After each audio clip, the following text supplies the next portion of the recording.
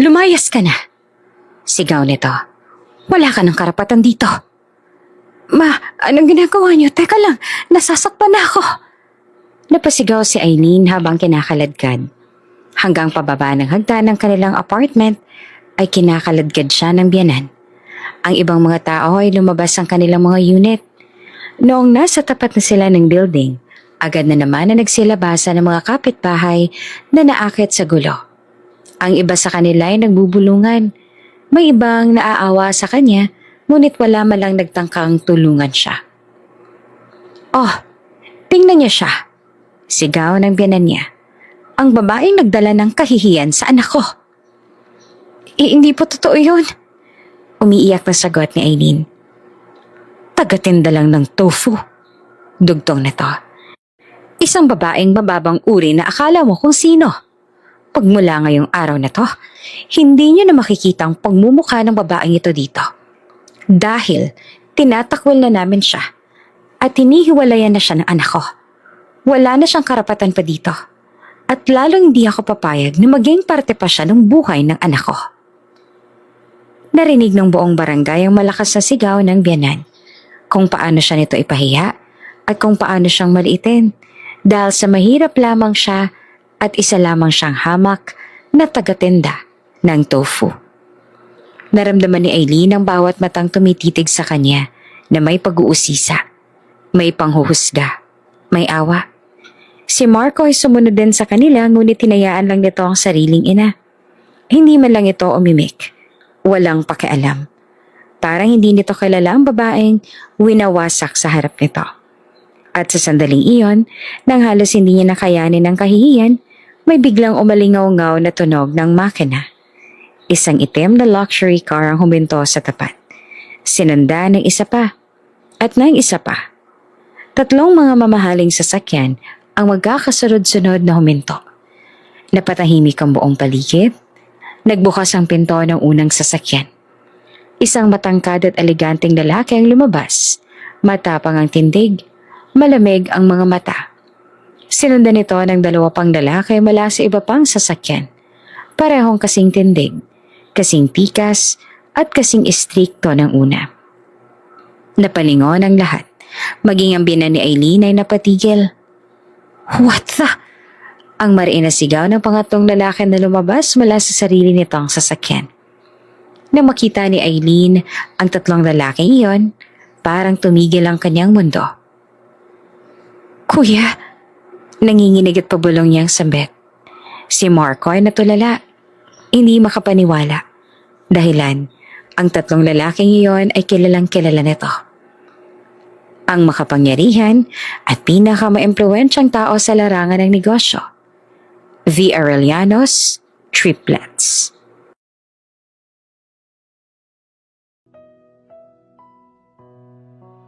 Si Eileen Arellano ay isinilang sa isang mundong hindi kailanman mararanasan ng hirap.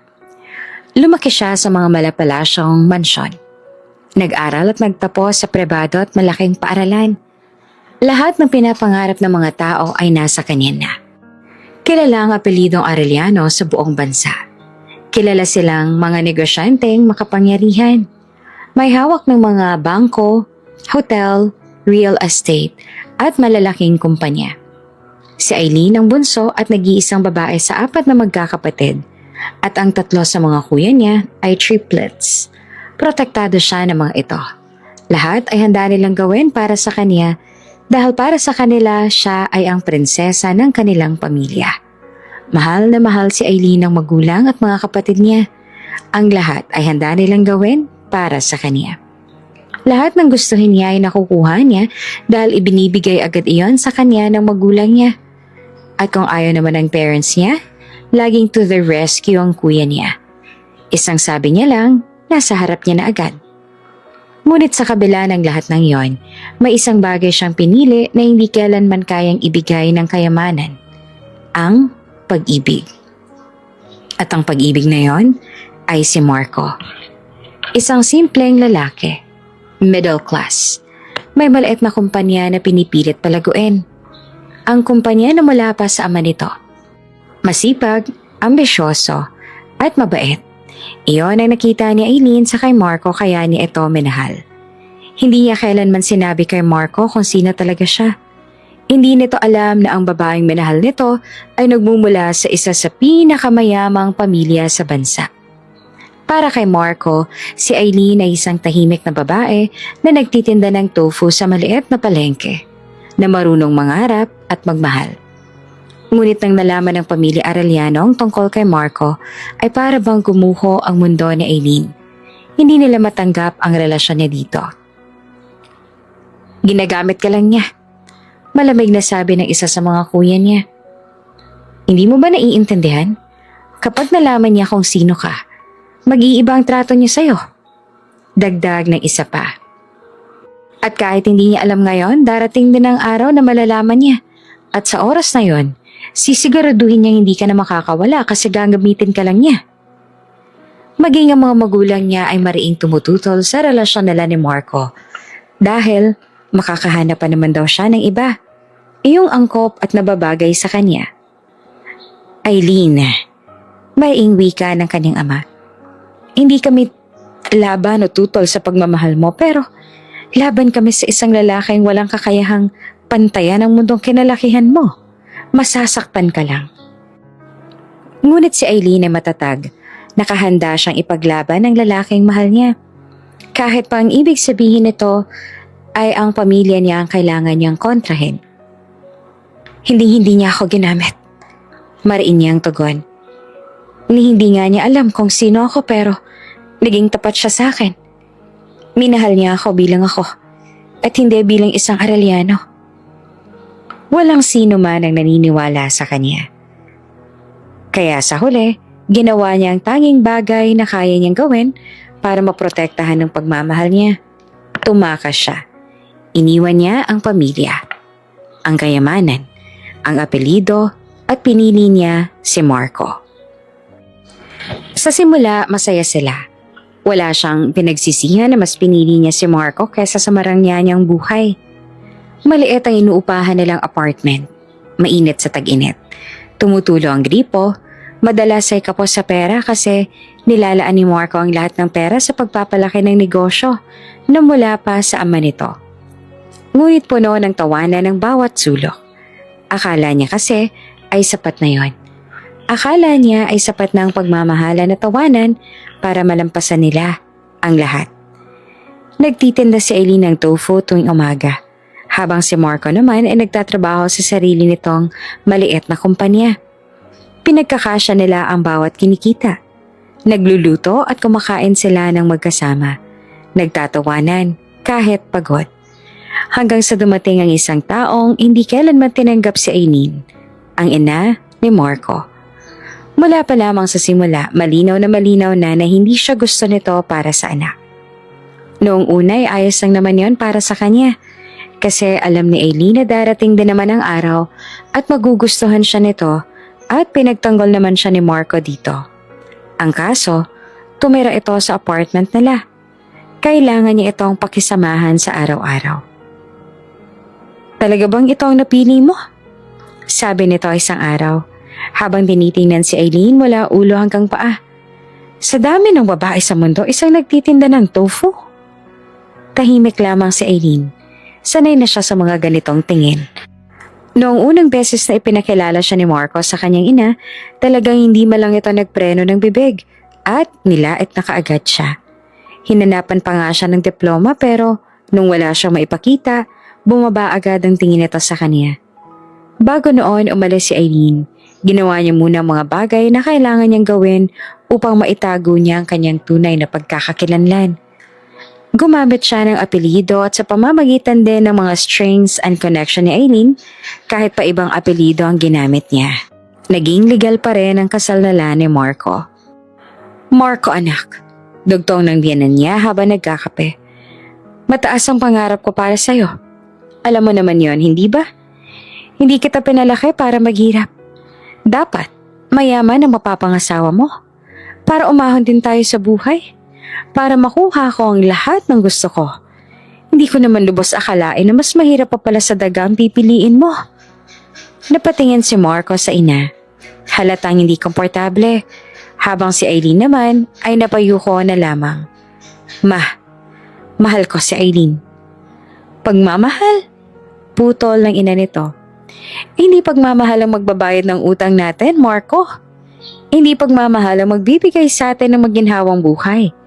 Pera, koneksyon, kapangyarihan. Iyon ang mga bagay na kailangan natin at hindi ang walang kwentang pagmamahal na yan. At mula noon, nagsimula ang walang katapusang parinig. Kung ibang babae lang sana ang pinakasalan ng anak, baka may kotse na kami ngayon. Kung mayaman na ang asawa mo, Marco, baka may bahay na tayo. O kaya naman, lumago na kahit papaano ang negosyo natin. Sa dami ba naman kasi ng mayaman at successful na babae sa mundo, bakit tofu seller pang pinakasalan mo? Kada salitang iyon ay parang patak ng lason sa puso ni Aileen. Ngunit hindi na lang siya sumagot. Hindi siya nagreklamo. Ngumiti lang siya dahil mahal niya si Marco. At kahit unti-unti siyang dinudurog ng mga taong nakapaligid sa kanya, pinili niyang manatiling, umaasang balang araw, sapat na ang pagmamahal para mapatahimik at maging maayos ang lahat. Kahit papaano ay naging maayos ang lahat naman. Ang lahat sa lumipas na araw at linggo. Si Marco ay abala pa rin sa pagtatrabaho. Halos araw-araw at gabi ginugugol nito sa maliit na kumpanya. Pangarap nitong palakihin iyon. Gawing isa sa pinakamalaking negosyo sa bansa. May apoy pa ang mga mata nito tuwing pinag-uusapan niya ang kinabukasan nila. Samantala si Aileen naman ay nananatili sa likod ng anino. Dahil itinago niya ang tunay niyang pagkatao at pinutol ang ugnayan sa pamilya. Hindi siya basta-basta makakakuha ng trabaho. Wala siyang diploma na magagamit. Wala siyang koneksyon. Lahat ng iyon ay iniwan niya para kay Marco. Kaya araw-araw, maagang gumigising si Aileen upang magtinda ng tofu sa palengke. Maliit ang kita, ngunit sapat para makatulong sa gastusin nila. Noong una, si Marco pa ang nagtatanggol sa kanya sa tuwing minamaliit siya ng ina nito. Kaya kahit papaano, gumagaan naman ang pakiramdam niya. Ma, huwag niyo po siyang maliitin. Mariing wika nito noon. Si Aileen ang kasama ko sa hirap. Hindi ko hahayaang bastusin niyo siya. At tuwing maririnig iyon na Aileen, napapangiti siya kahit pagod. Iniisip niyang sapat na ang ganoong mga salita para manatili. Ngunit, unti-unting nagbago ang lahat. Hindi na siya pinagtanggol ni Marco kapag binabasta siya ng ina nito. Minsan, tahimik lamang ito. Minsan, iiwas ang tingin. At kung minsan pa, siya pa ang pagsasabihan. Hayaan mo na Aileen, huwag ka nang sumagot. Hanggang sa dumating ang mga gabi na hindi na siya hinihintay ni Marco. Mga tawag na hindi sinasagot. Mga mensaheng hindi sinisin. At isang araw, isang puting long sleeve na nakalagay sa lalagyan ng labahan. Nakita niya ang bahid ng lipstick sa kwelyo. Napatigal si Aileen. Mo'y binuhusan siya ng malamig na tubig. Parang may humigpit sa kanyang dibdib. Paulit-ulit niyang tiningnan ang mansya. Umaasang imahinasyon lamang iyon. Pero, hindi. Nang gabing iyon, kinumpronta niya si Marco. Marco, ano to? Mahinang tanong niya habang hawak ang damit. Napatingin ang lalaki at bahagyang nagbagong itsura nito. Anong sinasabi mo? Kunot noon namang tagon nito. May lipstick sa damit mo. Nanginginig ang boses ni Aileen. Sino ang kasama mo kanina? Biglang naging matalim ang tingin ni Marco. Wala akong kasama. Kung kanan, kaninong lipstick na to? Hindi ako gumagamit ng red lipstick. Nangilid ang luha sa kanyang mga mata. May babae ka ba? Wala ka bang tiwala sa akin? Malamig nito ang sabi. Talaga bang yan ang iniisip mo? Hindi sa ganon. Alam mo ba kung gaano ko kahirap magtrabaho? Putol nito. Ginugugol ko ang buong oras ko sa kumpanya. Habang ikaw, nagtitinda lang ng tofu. Tapos ako pang pagbibintangan mong maiba? Parang binuhusan ng malamig na tubig si Aileen. Hindi nito tinatanggi. At hindi rin ito ipinapaliwanag para sana maunawaan niya. Bagkos, siya ang ginawang may kasalanan. Marco, huwag mo akong pagbintangan, Aileen. Puro negosyo lang inaatupag ko. Huwag mo nagdagdagan ng mga iniisip ko.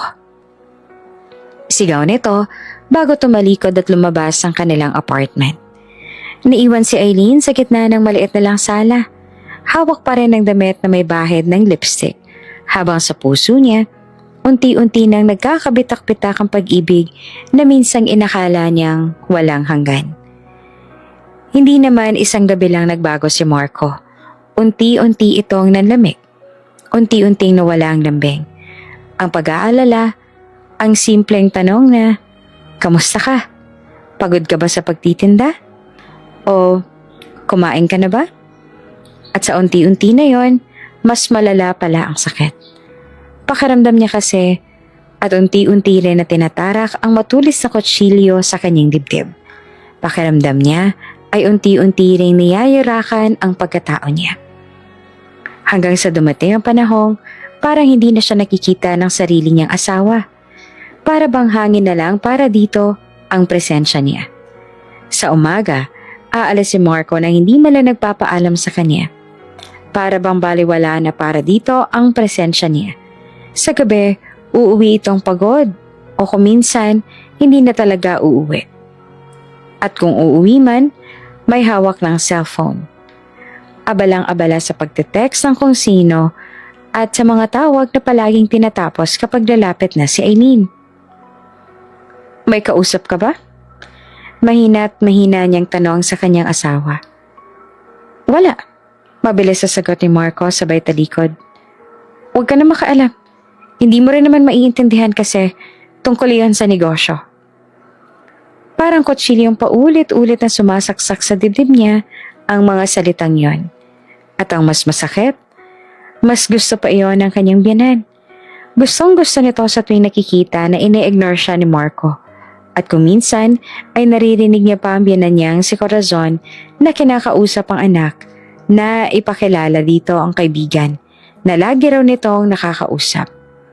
Tuwing nagtitinda si Aileen ng tofu sa maliit niyang pwesto, pawis na pawis. Sunog sa init. Halatang pagod, pero hindi mala siya inalalayan ng biyanan niya.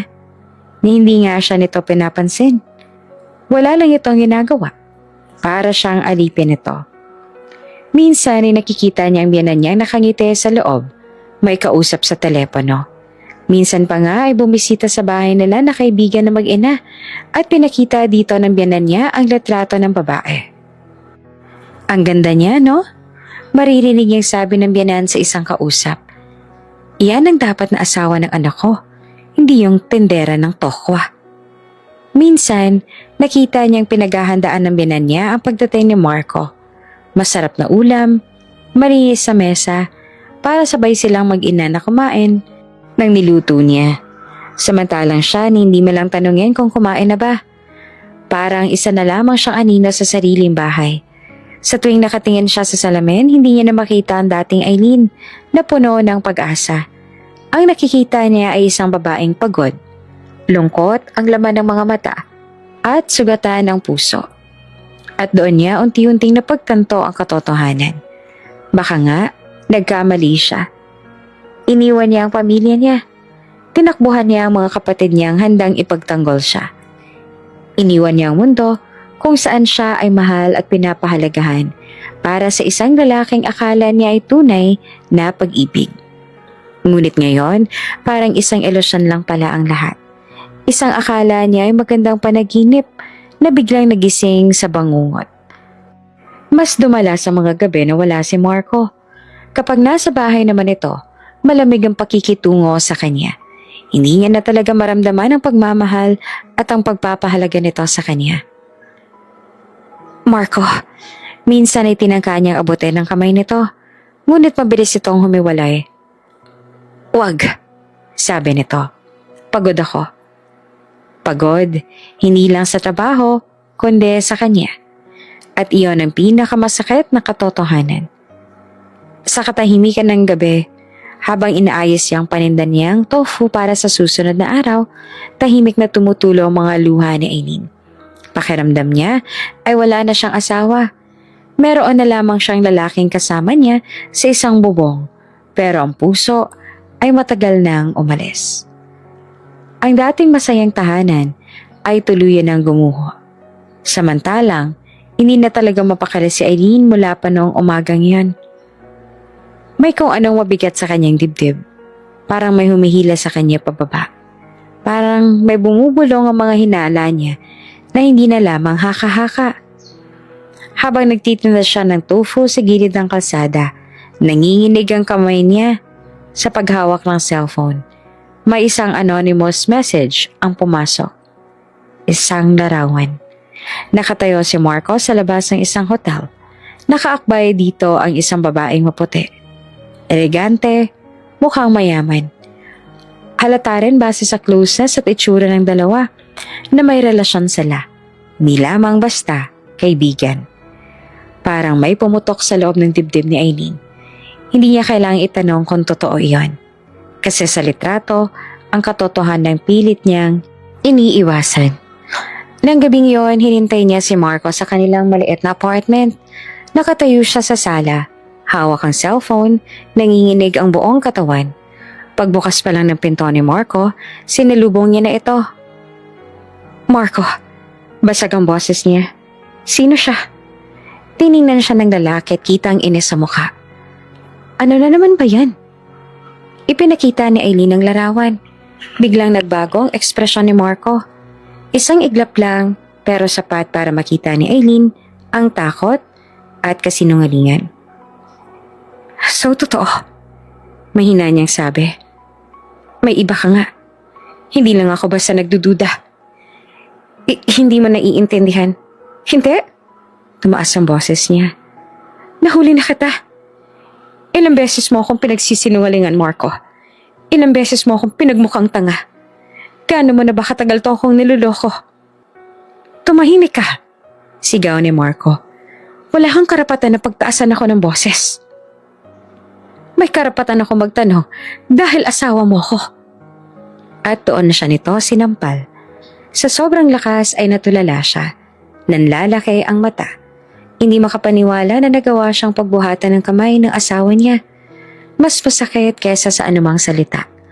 Napaatras si Eileen, hawak ang pisngi. Nangingilid ang luha. Sa unang pagkakataon, sinaktan siya ng lalaking minahal niya ng buong buhay niya.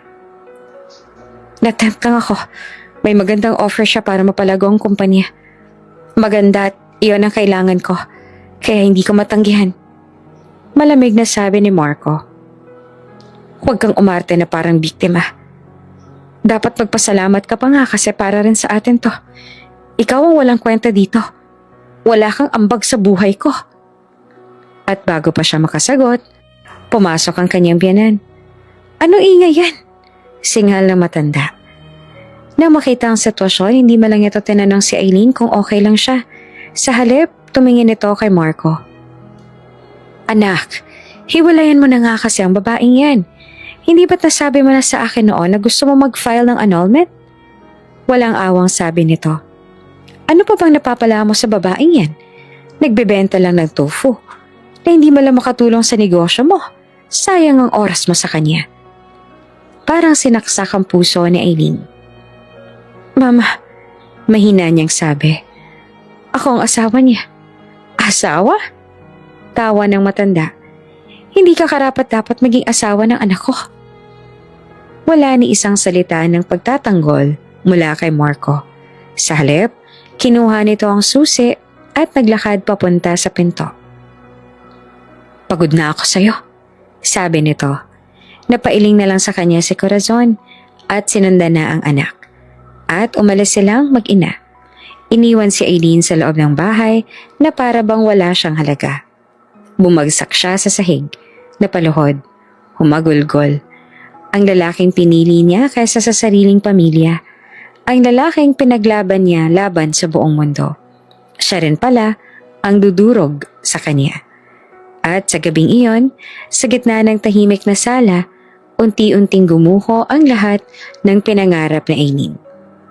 Hindi pa man natutuyo ang luha ni Aileen mula sa gabing iyon, muling humarap sa kanya si Marco kinabukasan, ngunit wala na sa mga mata nito ang kahit katiting na pagmamahal.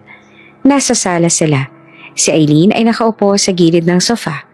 Maputla, puyat, at halatang buong magdamag na umiiyak. Si Marco naman ay nakatayo sa tapat niya.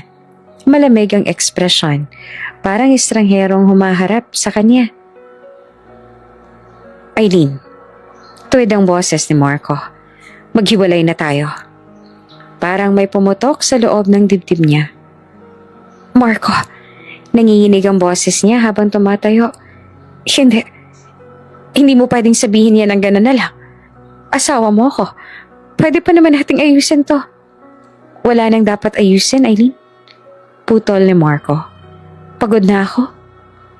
Lumapit si Aileen sa asawa. Halos lumuhod sa harap nito. Magbabago ako. Gagawin ko ang lahat. Kahit ano, Marco, please, huwag mo akong iwan. Bago pa siya makatapos, pumasok ang biyenan niya. Ang mukha ay puno ng pangmamaliit. Talagang dapat lang kayo maghiwalay. Singhal nito. Marco, huwag ka magdalawang isip. Nakahanap ka naman ng mas mabuting babae. Isang babaeng may kaya. May pinag-aralan at may koneksyon. Hindi tulad nitong sinipat si Aileen mula ulo hanggang paa. Nagtitinda lang ng tofu. Hindi mo siya kailangan. Parang sinampal naman si Aileen, ngunit sa pagkakataong to, salita ang pumatay sa kanya. Kaya ko ring tumulong sa kumpanya. Umiiyak yang sabi. Kaya ko ring magsikap. Marco, alam mo yan. Hindi ba sapat ang pagmamahal ko? Tumawa ang biyenan niya. Mapait at mapanlait. Kung kaya mo, ay di sana nun mo pa ginawa. Pero tingnan mo ang sarili mo. Hanggang ngayon, naglalako ka pa rin ng tofu sa kalsada. Napayuko si Aileen. Nanginginig ang buong katawan. At doon na tuluyan nagsalita si Marco. At ang bawat salita niya ay parang kutsilyong bumaon sa puso ni Aileen. Alam mo ba kung gaano kakahihiyan para sa akin? Malamig nitong sabi. Tuwing kasama ko mga kaibigan ko. Kapag tinatanong nila ko anong trabaho ng asawa ko, at kailangan kong sabihin na nagtitinda ka lang ng tofu. Tumulo ang luha ni Aileen. Sunod-sunod na parang patak ng ulan. Habang ang mga asawa nila, pagpapatuloy ni Marco, mga doktor, mga manager, mga negosyante. Ikaw, naglalako ng pagkain sa kalye? Naiintindihan mo ba kung gaano kababa ang tingin nila sa akin ng dahil sa'yo? Parang tuluyan ang gumuho ang mundo ni Aileen. Marco, binigay ko sa'yo ang lahat. May mga bagay akong sinakripisyo para sa'yo. Nagkamali ako nang ikaw ang pinili ko. Malamig nito ang sagot. Ngayon ko lang na-realize na mas karapat dapat ako sa mas maayos na babae. Sa babaeng kayang-kaya akong tulungan na umangat. Humakbang ito palayo. I'm ending this marriage. Magfa-file ako ng annulment. Nanlaki ang mga mata ni Aileen. Kapag na-process yan, dugtong ni Marco, lalayas ka sa bahay na to. At huwag ka nang magpapakita pa. Huwag mo na akong hahanapin. Marco, please. Pero tanalikuran na siya ng lalaki. Natapos na. Malamig nitong sabi. May taong mas karapat dapat sa akin. At hindi ikaw yon. At sa sandaling iyon, tuluyang napagtanto ni Aileen. Hindi lang siya iniwan ng kanyang asawa. Tinapakan siya. Ibinasura. At itinuring na parang wala siyang halaga. Bago ang annulment, nagkaroon ng isang business event na kailangan daluhan si Marco. Kasama siya nito. Wala itong choice kundi isama siya. Si Aileen naman ay umaasa na sa gabing iyon ay makakausap niya ng maayos ang asawa at maayos pa nila ang unti-unti nang natitibag na relasyon. Alam niya kasi na binibilog lang ito ng ina nito. Kailangan itong malinawan. Kaya handa siyang kausapin ito at magmakaawa. Sa loob ng marangyang Grand Aurelio Ballroom, maraming kilalang tao ang naroon. Hindi naman yun sobrang kilala at mayaman na tao na maililevel sa mga Arellano. Pero iyong mga tao na kahit papaano may koneksyon at impluensya na. Kaya kampante si Aileen na sumama dito dahil alam niya na wala man sa sino man sa mga Arellano o mga taong malapit sa pamilya niya ang dadalo sa ganitong event. Ang mga Arellano kasi, lalo na ang triplets niyang mga kuya, ay ayaw sa pagtitipon-tipon. At kung umattend man sila, yung sobrang malalaking event na kung saan magbe-benefit sila. Ang mga halakhak ng mga negosyante, ang mga tunog ng baso ng champagne at ang halimuyak ng mamahaling pabango ay bumabalot sa buong lugar. Isa itong gabing inilaan para sa kapangyarihan, koneksyon at ambisyon sa gitna ng lahat ng iyon. Naroon si Aileen, nakatayo sa tabi ng lalaking minsang nangakong mamahalin siya habang buhay. Si Marco. Nakasuot siya ng simpleng gown. Hindi kasinggara ng mga suot ng iba pang narito.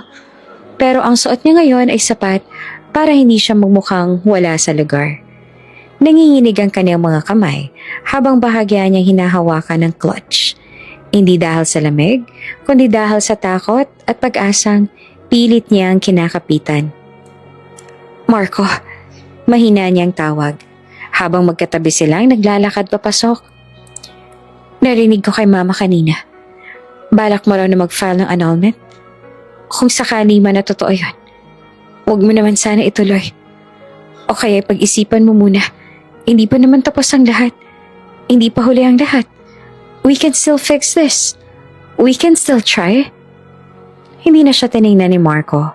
Diretso lang ang tingin nito sa unahan at para bang isa lang siyang obligasyong kailangang dalhin sa gabing iyon. Alam niya na hindi niya naman dapat na binubuksan ang ganong usapan habang nasa event sila.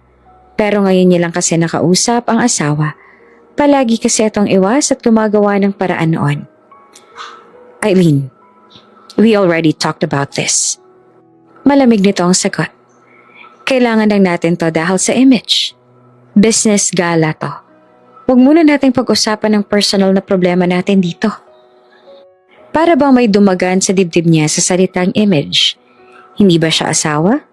Hindi ba siya higit pa sa dekorasyon? Bago pa siya makapagsalita, isang matinis at mayabang na boses ang pumunit sa ingay ng bulwagan. Marco, darling! Napalingan si Aileen at doon niya nakita ang babaeng sisira sa natitirang lakas ng kanyang loob.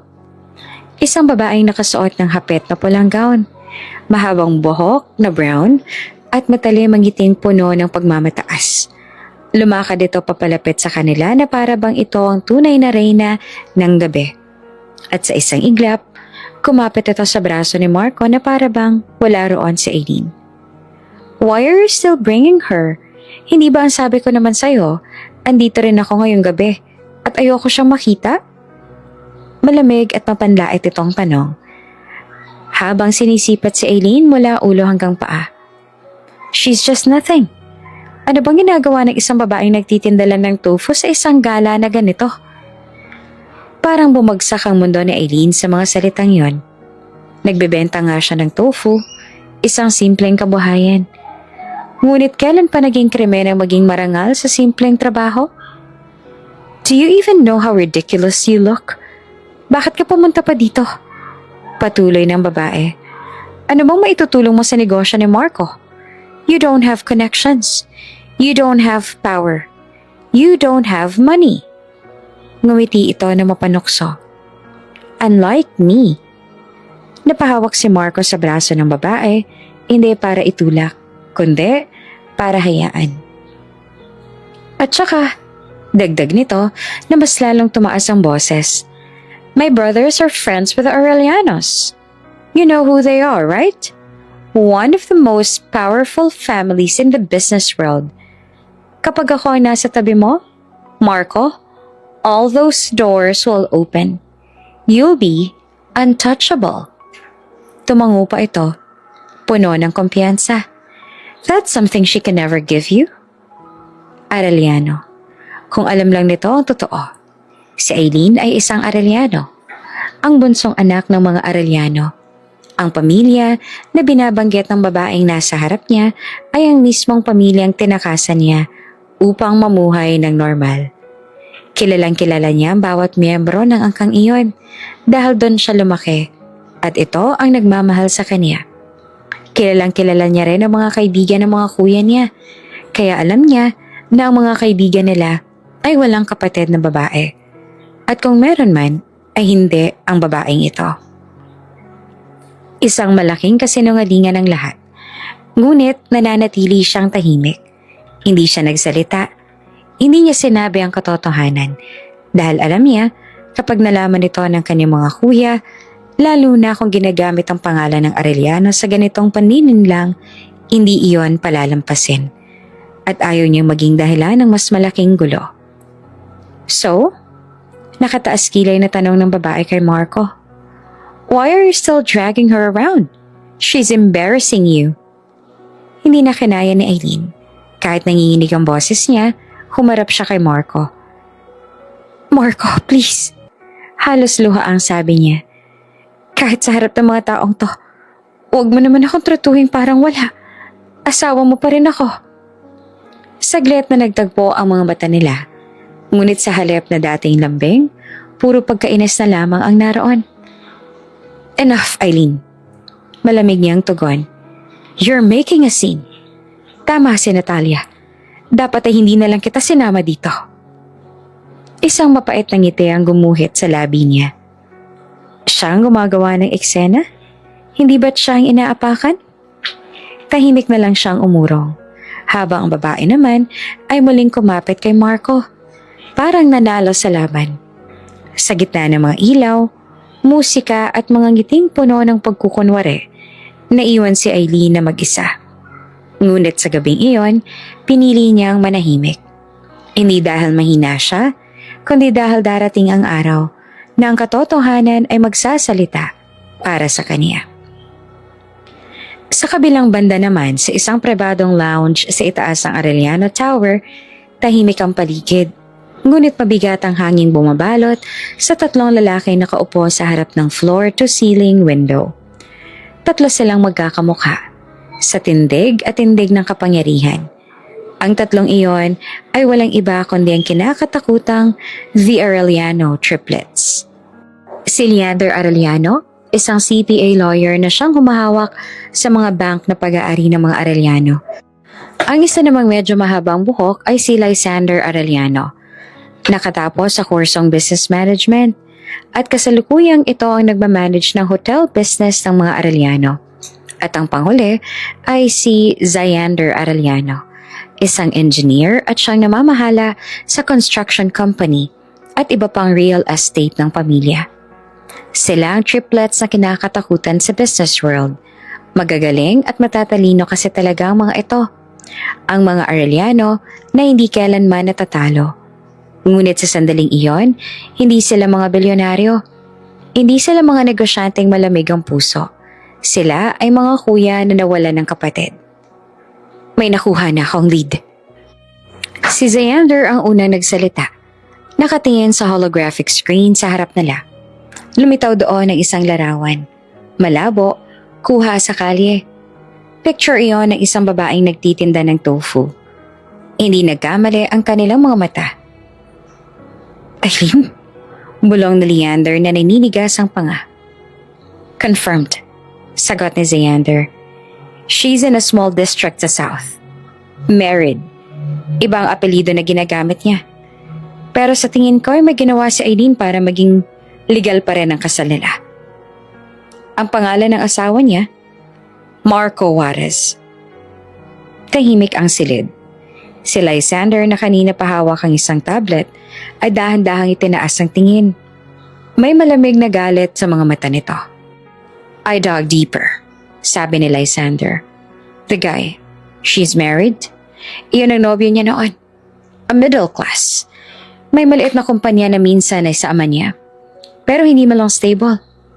No wonder why tinago din na Aileen ang lahat sa nobyo niya noon. Hindi malang natin nalaman kung anong tunay niyang pangalan. Gumawa rin siya ng paraan para maitago iyon dahil alam niya na kung alam natin ang lahat, ay madali lang natin silang matutuntun. Dahil ang lalaki na yon ay sinusubukan din na umangat sa mundo ng negosyo. Of course, singhal na Leander. We warned her. Ngumisi si Xander pero hindi iyon masaya.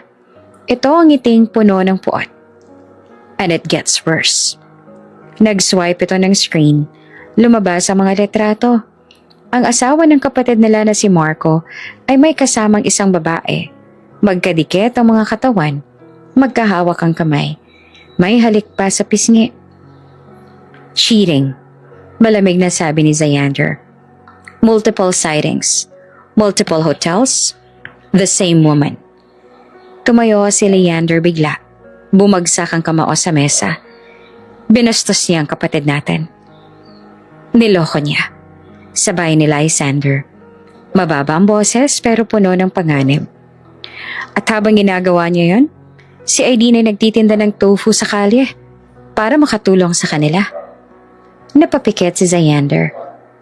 She left everything for him. Us. The family. The empire. And this is how he treats her? Natahimik ang triplets. Napakabigat ng katahimikan na bumalot sa silid na yon. Pagkatapos, dahan-dahan nagsalita si Leander, ang pinakamatanda sa kanila, sa kilos at aura. Maybe it's time. Anito, naitama natin ang mali. Napatingin din dito ang dalawa. Time to bring our sister home. By force? Tanong ni Xander. Ngumiti si Leander, isang ngiting walang awa. Yes, kung kailangan nating guluhin ang buhay ng Marcos na yon para magpasya si Aileen na bumalik na sa atin, gagawin natin yan. Hindi pwede na patuloy niyang maranasan ang hirap na nararanasan niya ngayon at hindi pwede na patuloy siyang tinatarantado ng asawa niya. Minahal at tinuring natin na prinsesa ang bunso nating kapatid. At hindi ako makakapayag na tinatarantado lang siya ng isang lalaking tulad ng asawa niya. Tumango naman si Lysander. She doesn't deserve that kind of life. Not with a cheating husband. Not with a mother-in-law who treats her like trash. At hindi niya kailangang magtiis. Dagdag ni Xander. Because she is an Arellano. Whether she admits it or not. Nagtagpo ang tingin ng tatlo. At sa sandaling iyon, napagpasyahan na ang kapalaran ni Marco at ang pagbabalik ni Aileen. Hindi sumusuko si Aileen. Kahit paulit-ulit na siyang tinataboy ni Marco, kahit araw-araw siyang binabastos ang biyanan nito, patuloy pa rin siyang kumakapit dahil para sa kanya, ang kasal ay hindi laruan na basta nalang itatapon at iniiwan kapag may dumating na mas maginhawa at magandang kapalit. Marco, please. Halos pabulong na lang ang boses niya isang gabi habang hinaharangan niya ang pinto ng kwarto. Kahit galit ka, kahit may nagawa akong mali, pag-usapan natin, huwag mo akong itaboy. Hindi mo lang siya tinitingnan ni Marco. Tapos na tayo, Aileen. Malamig nitong sabi habang inaayos ang suot. Kung may kaunting dignidad ka pa, huwag mo na akong guluhin. May dignidad pa ba ako sa paningin mo? Umiiyak ang tanong. Ako ang asawa mo, Marco. Iniwan ko ang pamilya ko para sa'yo. Isa pa yan sa mga maling desisyon mo. Sagot nito. At huwag mo nang ipamukha sa akin dahil hindi naman kita pinilit na gawin yon. Ikaw ang nagpasya nun para sa sarili mo. Pagkaraan ng ilang araw, dumating ang papel ng annulment. Nasa mesa ito, nakalatag. Kasama ang ballpen. Nakatayo sa tabi ang biyanan niya. Nakapamewang at si Marco naman ay nakaupo, halatang inip na inip. Pirmahan mo na. Utos ang biyanan niya. Ano pang hinihintay mo? Hindi ko ito pipirmahan. Umiiyak si Aileen. Asawa niya ako at hindi ganito nagtatapos ang kasal. Tumayo si Marco at nilapitan siya. Kung ayaw mong pirmahan, mapapahaba lang ang paghihirap mo. Malamig nito ang sabi. Mas mabuti nang matapos na ngayon pa para matapos na at pareho na tayong maging malaya. Marco, please. Nanginginig ang kamay ni Aileen habang hawak ang papel.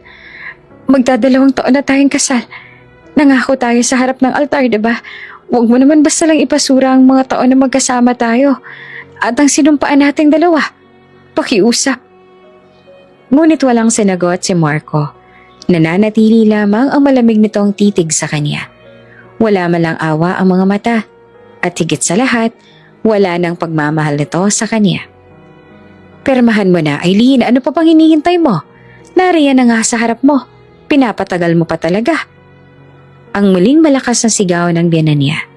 Sa huli, sa sobrang pagod, sa sobrang sakit, sa sobrang pagkabigo, napaperma si Aileen. At akala niya roon na magtatapos ang lahat. Nagkamali siya.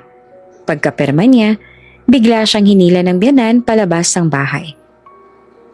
Lumayas ka na, sigaw nito. Wala ka ng karapatan dito. Ma, anong ginagawa niyo? Teka lang, nasasaktan na ako. Napasigaw si Aileen habang kinakaladkad. Hanggang papaba ng hagdan ng kanilang apartment ay kinakaladkad siya ng biyanan.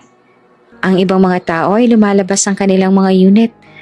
Noong nasa tapat na sila ng building, agad naman na nagsilabasa ng mga kapitbahay na naaakit sa gulo. Ang iba sa kanila ay nagbubulungan. May ibang naaawa sa kanya, ngunit wala man lang nagtangkang tulungan siya. Oh, tingnan niyo siya, sigaw ng biyanan niya. Ang babaeng nagdala ng kahihiyan sa anak ko. Hindi po totoo yan.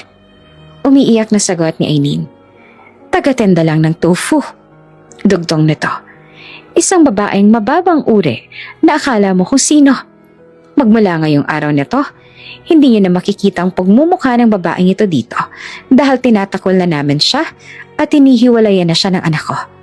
Wala na siyang karapatan pa dito. At lalong hindi na ako papayag na maging parte pa siya ng buhay ng anak ko. Narinig ng buong barangay ang malakas na sigaw ng biyanan niya. Kung paano siya nito ipahiya at kung paano siyang maliitin dahil sa mahirap lamang siya at isa lamang siyang hamak na tagatenda ng tofu. Naramdaman ni Aileen ang bawat matang tumititig sa kanya ay may pag-usisa, may panghuhusga, may awa. Si Marco ay sumusunod din sa kanila ngunit tinayaan lang nito ang sariling ina. Hindi man lang ito umimik, walang pakiramdam. Parang hindi ito kilalang babaeng winawasak sa harap nito. At sa sandaling iyon, nang halos hindi niya nakayanin ang kahihiyan, may biglang umalingaw-ngaw na tunog ng makina. Isang itim na luxury car huminto sa tapat. Sinanda ng isa pa at ng isa pa. Tatlong mga mamahaling sasakyan ang magkakasunod na huminto. Napatahimik ang buong silid. Nagbukas ang pinto ng unang sasakyan. Isang matangkad at eleganteng lalaki ang lumabas. Matapang ang tindig. Malamig ang mga mata. Sinundan ito ng dalawa pang lalaki mula sa iba pang sasakyan. Parehong kasing tindig, kasing pikas, at kasing strikto ng nauna. Napalingon ang lahat. Maging ang biyanan ni Aileen ay napatigil. What the? Ang mariin na sigaw ng pangatlong lalaki na lumabas mula sa sarili nitong sasakyan. Nang makita ni Aileen ang tatlong lalaking yon, parang tumigil ang mundo niya. Kuya, nanginginig at pabulong niyang sambit. Si Marco ay natulala. Hindi siya makapaniwala. Dahil ang tatlong lalaking iyon ay kilalang kilala nito.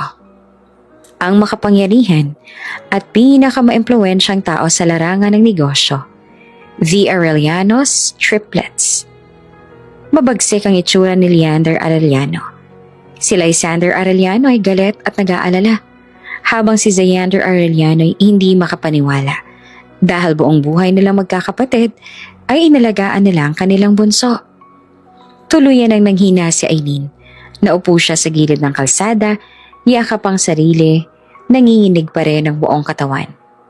Ang mga bulong ng mga kapatid ay parang mga karayom na tumutusok sa kanya.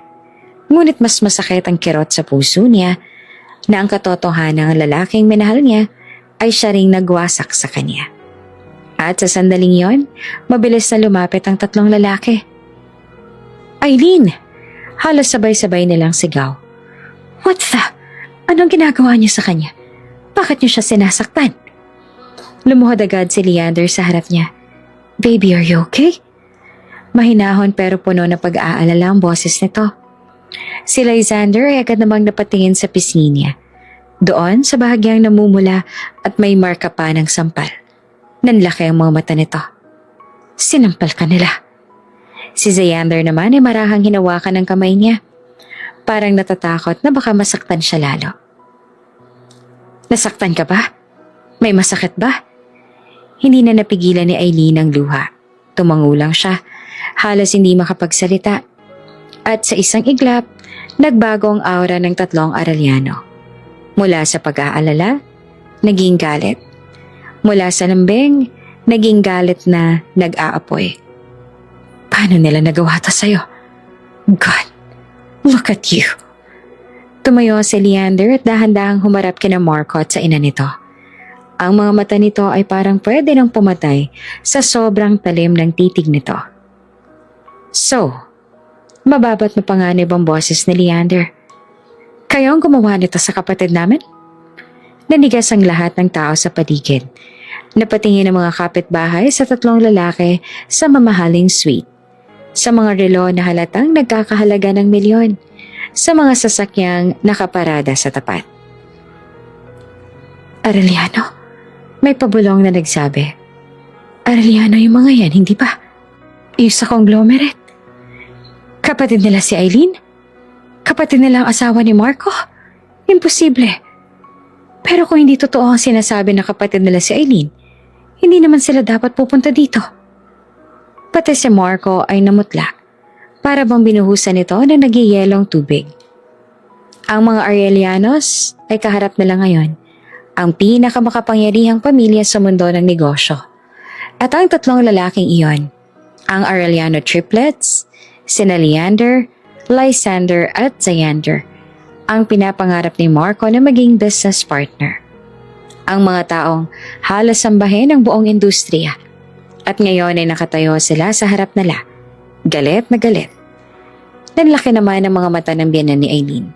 Nanginginig ang labi niya habang tinuro si Eileen. Anong ginagawa ninyo rito? At sino? Sino ang kapatid ninyo? Kapatid namin si Eileen. Kapatid namin ang babaeng sinaktan at pinahiya ninyo. Mabagsik na sagot ni Xander. Ano? Napahiyaw ang ina ni Marco. Kapatid ninyo ang babaeng yan? Maingat na ninalalayan ni Lysander na makatayo si Eileen. Hindi lang basta kapatid. Malamig nitong sabi habang nakatingin sa dalawa. She's the youngest daughter of the Arellano family. She is our family's princess.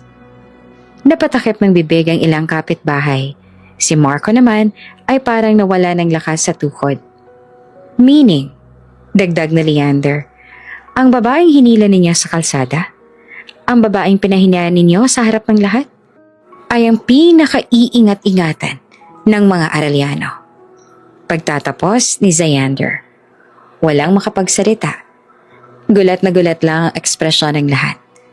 Ang biyanan ni Eileen ay halos mapaupo sa lupa. Hindi yan totoo. Totoo. Malamig na sagot ni Leander. At ang ginawa ninyo sa kanya? Lumapit ito ng isang hakbang, kaya ang mag-ina ay napaatras sa pagkasindak. Babayaran ninyo. Inalagaan at minahal namin ang aming kapatid. Napapailing na sabi ni Xander. Itinuring namin siyang prinsesa. Lahat ay handa naming ibigay sa kanya. Kailanman ay hindi namin ginusto na masaktan siya. Ngunit kayo, nagawa niyong saktan at ipahiya ang kapatid namin. Nagawa niyo yun. Kahit wala naman siyang maling ginawa sa inyo. Sadyang napakataas lang ng mga tingin ninyo sa mga sarili ninyo. We will never forgive this. Ngayon pa lang, sinasabi ko na sa inyo to. Wala kaming papalampasin sa ginawa ninyo. Lahat ay pagbabayaran ninyo. Kaya humanda na kayo. Sa likod nila, marahang hinawakan ni Lysander ang balikat ni Eileen. Hindi ka na mag-isa, bunso. Bulong nito. Hindi na. Andito lang kami. Ipagtatanggol ka namin. At sa unang pagkakataon, matapos niyang magpasya na iwan ng pamilya, para sa walang kwentang si Marcos, nakaramdam si Eileen ng tunay na proteksyon. Maingat na inalalayan ng triplet si Aileen papunta sa sasakyan. Isang itim na luxury sedan. Hindi pa man tuluyang nakakapasok si Aileen sa loob, agad na siyang napagitnaan ng tatlo. Slowly, bunso. Hawakan mo ako, baka matumba ka. Sabi ni Leander habang hinahawakan ang braso niya. Dahan-dahan lang, Leander. Huwag kang magulo. Hawakan mo ulo niya, baka mauntok. Sabat naman ni Lysander. Oops! May break muna. Gusto mo bang ma-shoutout dito sa channel ni Ate Jane? Mag-comment lang ng lesson you learned from the latest story uploaded. Dahil pipili kami ng isang best comment of the day para i-shoutout sa susunod na upload. Kaya huwag kalimutang mag-iwan ng lesson you learned after you watch this video. Maraming salamat! Shoutout nga pala kina Reynelda Maghari from Binondo, Manila at Fortunata Atienza from Santa Elena, Camarines Norte. Sa ating mga taga-subaybay, paki-comment naman po sa baba kung taga saan kayo para alam ko kung hanggang saan umaabot ang mga kwento ni Ate Jane at para ma-shoutout ko kayo sa mga susunod pa nating mga kwento. Maraming salamat sa pakikinig.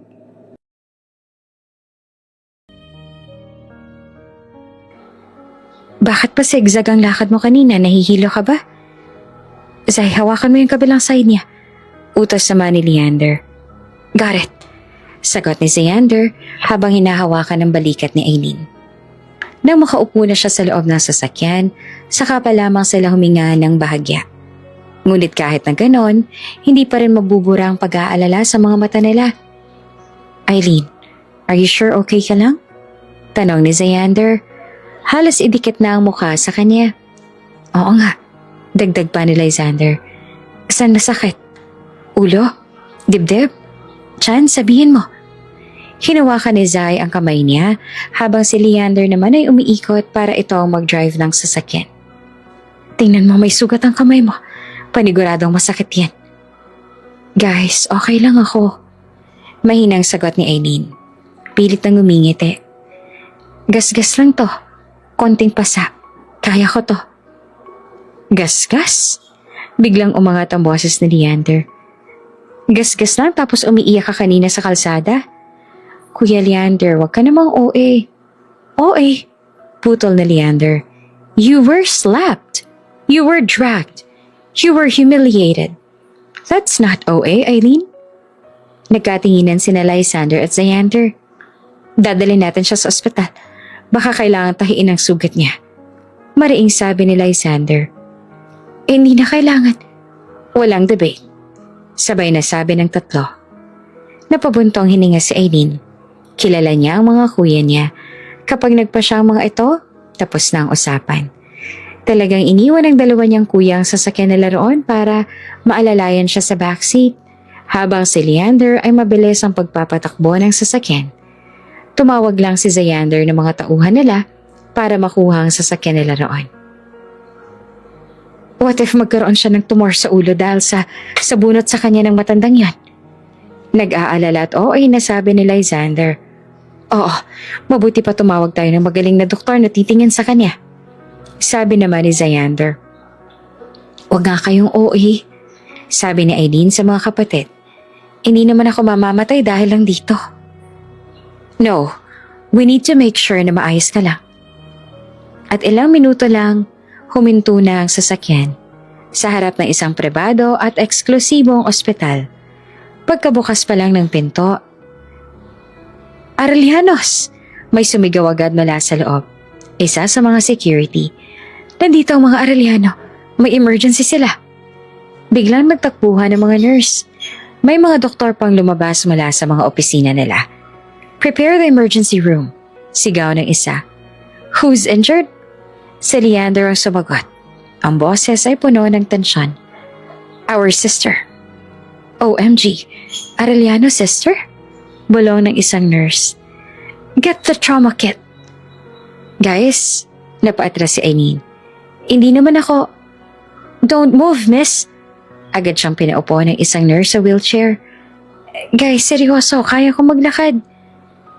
Please cooperate, ma'am. Nanginginig ang boses ng nurse. Protocol po ito. Sa loob ng emergency room, parang isang VIP operation ang nangyari. May 3 doktor na agad na tumingin sa kanya. May naglilinis ng maliit na kalmot sa pisnina at gasgas sa kamay dahil sa pagbagsak niya kanina. Nag-check ng pulse. May isa pang tumitingin sa braso niya. BP, normal. Wala pong fracture. Minor abrasions lang. Sa labas ay paikot-ikot sina Leander, Lysander at Xander. Kilala ang 3 sa pagiging kalmado, pero ngayon, balisang-balisa sila. Nang magamot na siya ng mga doktor, tinawag na nila ang triplets na agad na pumasok sa loob. Ipinaliwanag naman ng doktor kung ano ang nangyari. Dok, sure ba kayo? Tanong ni Leander. Yes sir, sagot ng doktor. Superficial lang ang sugat. Linis lang at pahinga. Wala ba siyang internal injury? Tanong ni Xander. Wala po. Wala na siyang injury sa ulo. Pero parang nahihilo siya kanina. Dagdag ni Lysander. Wala na rin po. Nagkatinginan ng 3. So she's really okay? Tanong na Leander na hindi pa rin kumbinsido. Opo, she's stable. Saka pa lang sila bahagyang huminga. Sa kama, napangiti na mahina si Aileen. See? Mahina niyang sabi. Sabi ko naman sa inyo, diba? Okay lang ako.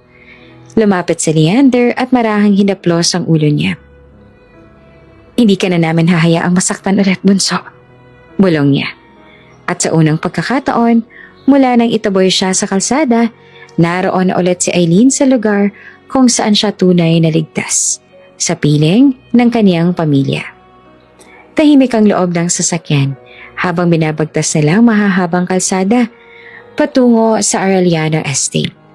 Si Aileen ay nakasandal sa malambot na upuan sa gitna ng kanyang 2 kuya na parang bata ulit siyang inaaruga matapos ang isang bangungot.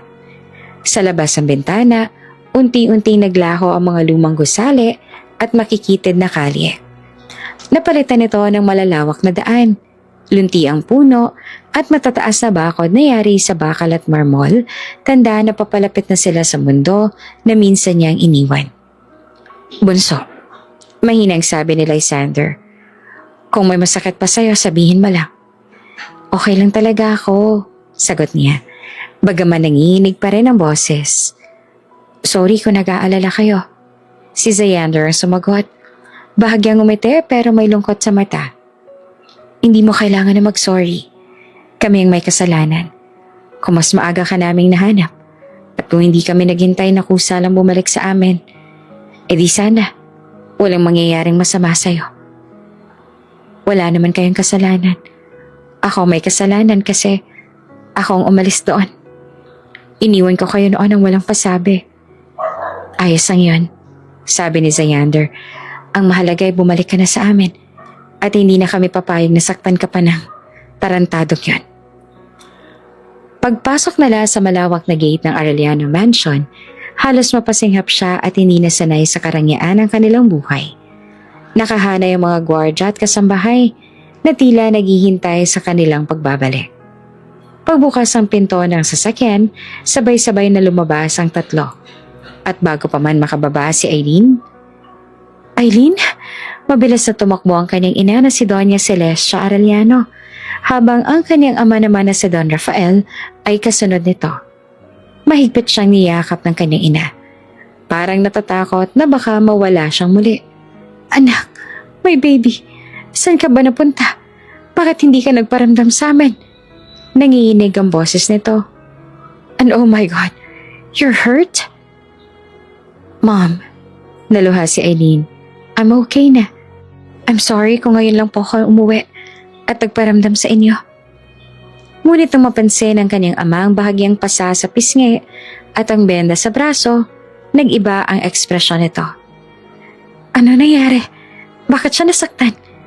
Bakit namumulat may kalmot pa ang pisngi niya? Malamig na tanong ni Don Rafael. Nagkatinginan ng 3 kuya.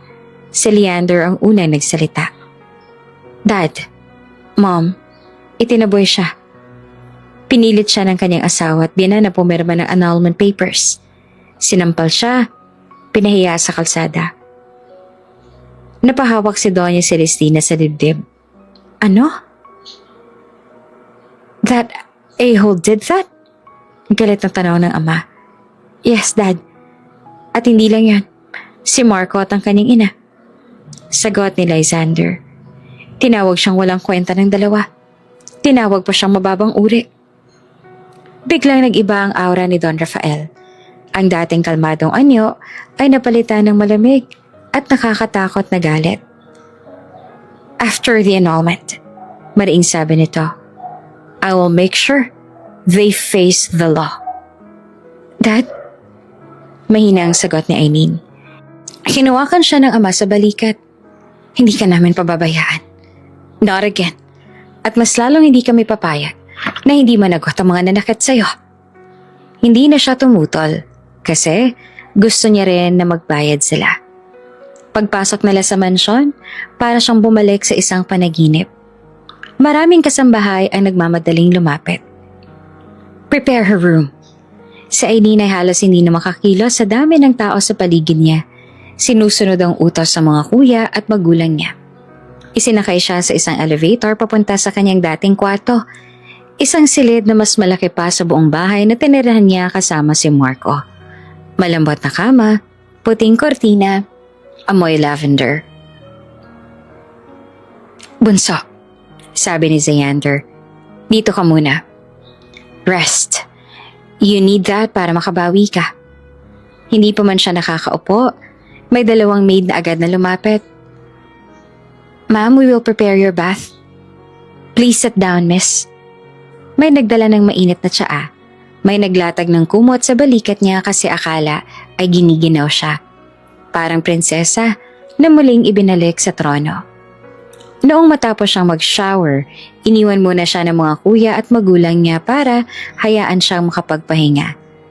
Ginala naman ni Eileen ang tingin sa loob ng kwarto niya na halos kasing laki iyon ng buo nilang apartment noon. Napakaganda at halatang walang ibang natutulog doon mula nang umalis siya. Bigla siyang naluha.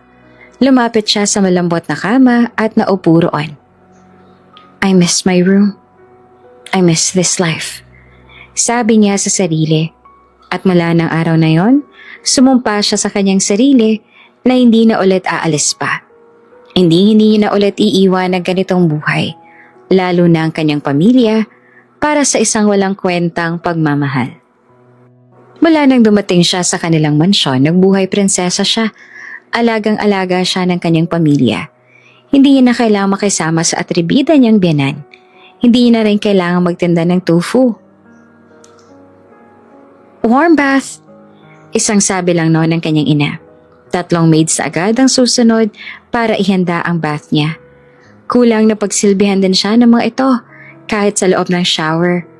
Kung hindi niya lang sasabihin na kaya niya naman, gagawin talaga nila yon. Isang araw sa sala, naabutan niya nag-uusap ang kanyang mga magulang at mga kuya niya. They humiliated her. Galit na sabi ni Leander. They will regret this. Malamig na sagot ni Don Rafael. Alam niya na kung anong mangyayari kay Marco dahil kilala niya na ang mga magulang niya. Oo, nasaktan siya sa ginawa nito sa kanya. At oo, minahal niya si Marco. Pero hindi siya tututol sa gustong mangyari ng pamilya. Dahil matapos ang ginawa nila sa kanya, nararapat lang na pagdusahan nila ito. Ngayon, pakiramdam niya, protektado na siya. At wala nang kahit sino makakapanakit sa kanya. Hindi na siya nag-iisa. At doon niya tuluyang napagtanto na hindi siya mahina. Hindi siya walang kwenta. Isa siyang Arellano. At wala nang sino man ang may karapatang yurakan siyang muli. Mabilis na lumipas ang mga araw. Sa Arellano Mansion. Masaya kasi kasama niya ulit ang pamilya niya. At hindi niya na rin kailangan na ipagsiksikan pa ang kanyang sarili. Pero at the same time, nasasaktan pa rin siya. After all, nagmahal at nasaktan siya. Iniwan at niloko siya ng lalaking minahal niya ng sobra.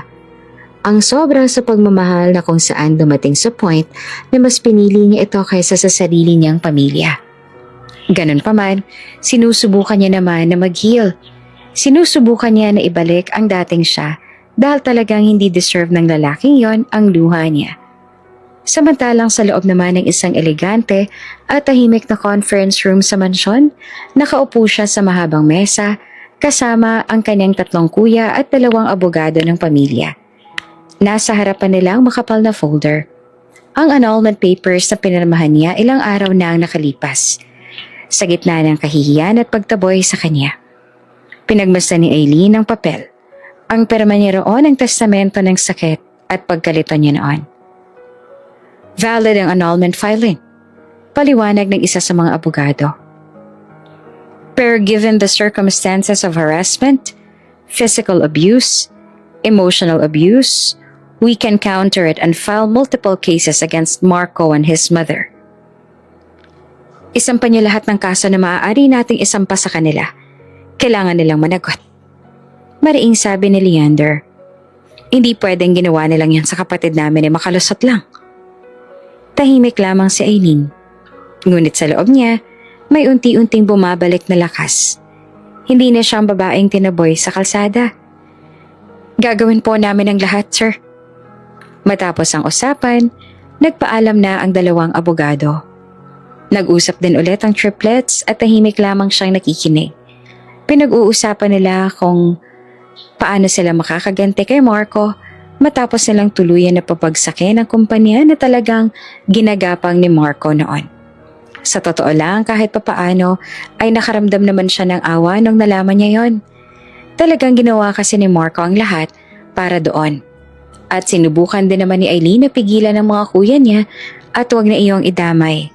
Ang kaso lang, talagang galit na sila at wala nang makapagpabago sa mga pasya nila. Biglang tumayo si Xander. Anong gagawin mo? Tanong ni Leander. I need to talk to someone. Iyong makakatulong sa atin.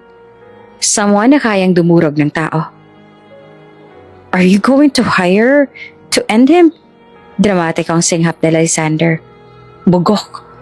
Wala akong balak na maging mamamatay tao, ano? I'm gonna talk to Valdez. Kulang pa sa akin ang nangyari kay Marco. Kailangan pa nilang lalong magdusa. Oh, your scary best friend. Ani naman ni Leander. Makakatulong nga sa atin yun, but he's very scary and strict. Ngayon pa lang kinikilabutan na ako sa kanya. Nagtaka naman si Aileen. Hindi niya alam kung sino ang Valdez na tinutukoy ng 3. Ilang taon lang naman siyang nawala sa mansyon, pero hindi na siya updated sa buhay ng mga ito. Hindi niya alam na may bago na pala silang kaibigan at hindi niya rin ito nakilala. Mr. Valdez, we need you. Agad na sabi ni Xander sa kausap na hindi nila marinig.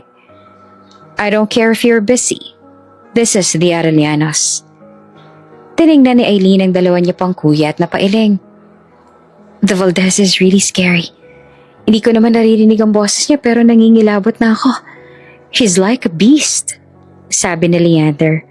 Tumaas naman ang kilay niya. Walang kinatatakutan ng kuya niya ever since. Ngayon lang. At dahil natatakot sila sa Valdez na yon, tiyak siyang isa nga yung nakakatakot na tao. Someone hurt our sister. They humiliated her. They filed an annulment and threw her out like a basura. Patuloy pa ni Xander na halata ng pagkainis sa boses. So? Then cancel whatever you have. I don't care. Kailangan ko ng tulong mo. Napalunok si Aileen. Hindi niya kailanman narinig ang mga kuya niya na ganito kadeterminado na sirain ang tuluyan ng buhay ng isang tao. Si Lysander ay tumayo na rin at kinuha ang isa pang telepono. Attorney Ruiz, I want you to prepare everything. We're filing multiple charges.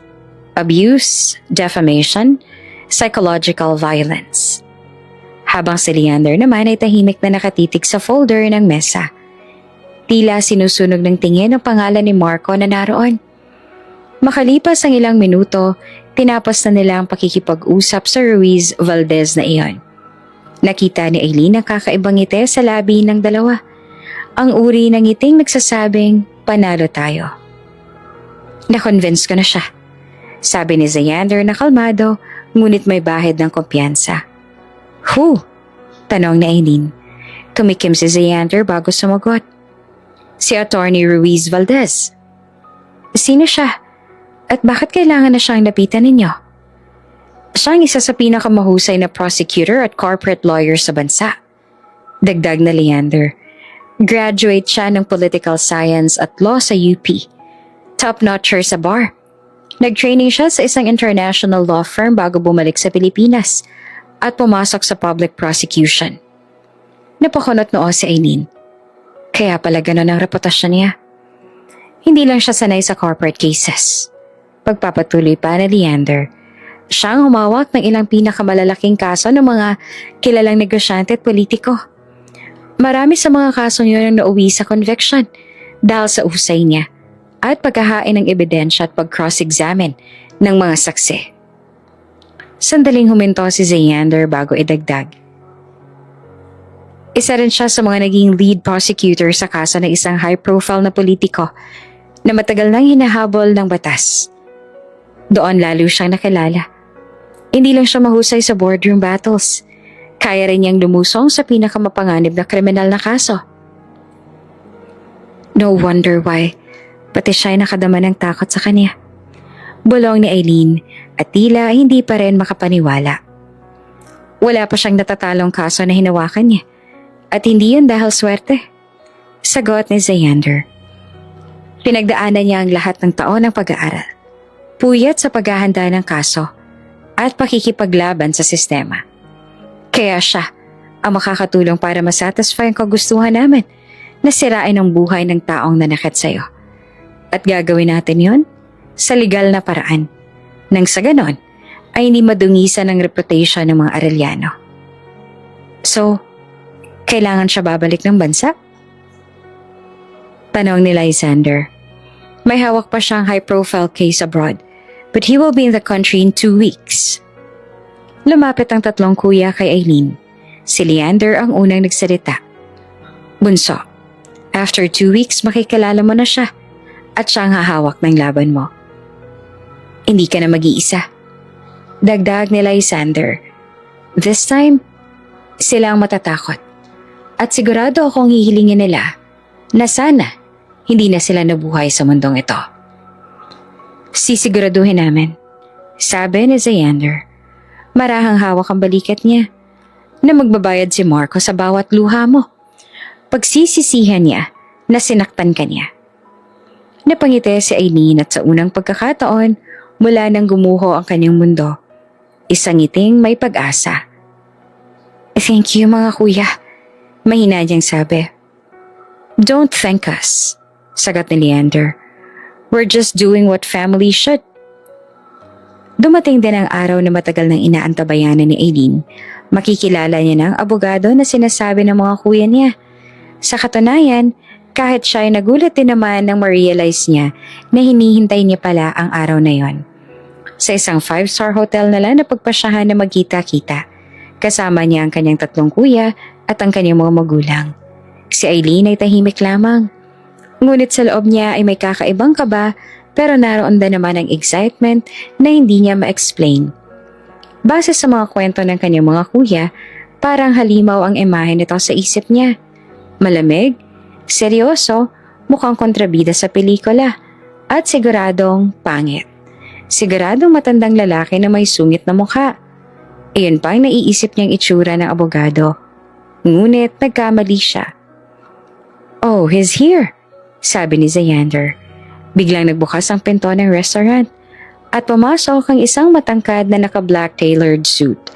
Maayos ang buhok, matalas ang mga mata, at may presensyang kusang humihila ng atensyon ng buong lugar. Hindi ito mukhang abogado. Mukha itong modelong nagkamali lang ng pasok sa courtroom. Wow! Mahina't hindi sinasadyang nasambit ni Aileen. Napatingin naman sa kanya si Leander at umaling. I told you. Nakakatakot nga siya. Kuya, hindi naman siya mukhang nakakatakot.